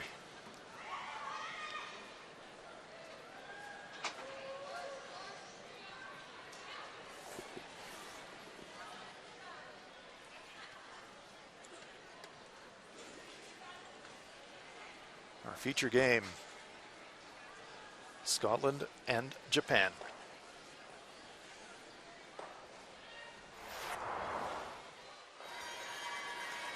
Sixth end.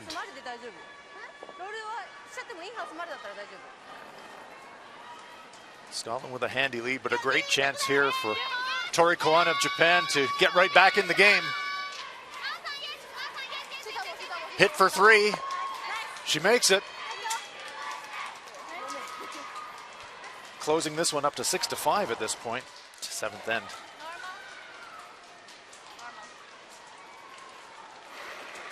Scotland's Hannah Fleming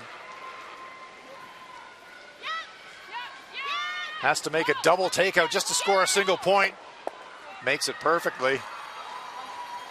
Scotland lead at 7-5. Four Scottish stones in the rings. Japan's Tori Koana needs a piece of the forefoot to score a single point.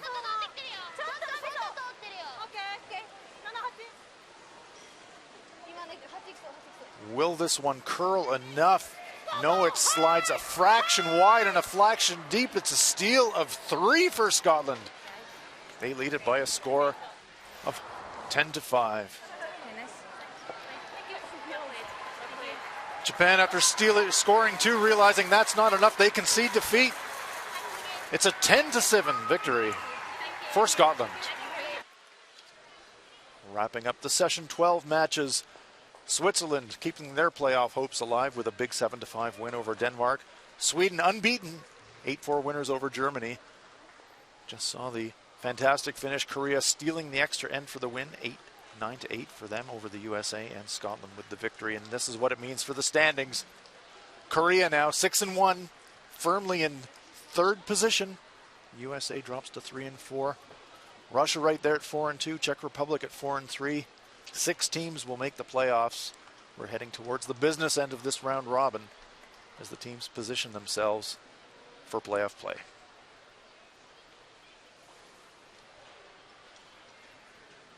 Well, Hannah, congratulations. Second win on the board. What made the difference today over Japan?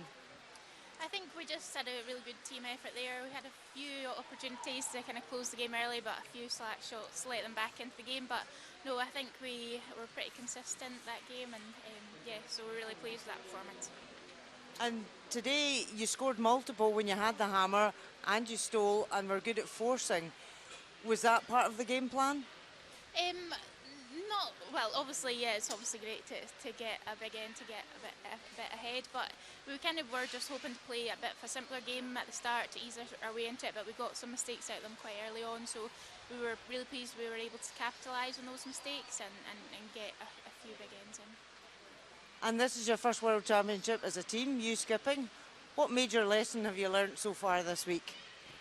Oh, it's been a massive learning curve for us. But I think we've just enjoyed every opportunity, and we really have fought for every game. Unfortunately, we've not got as many wins as we'd like at this stage, but we've still got some games ahead of us, and we're going to be sure that we try really hard to get some more wins on our side. Well, good luck with the rest of the week. And thank you very much. Victory for Scotland. We hope wherever you are in the world you've enjoyed our coverage. Hans Frauenleb, Verona Howie, and our entire production team, thanks for joining us from North Bay.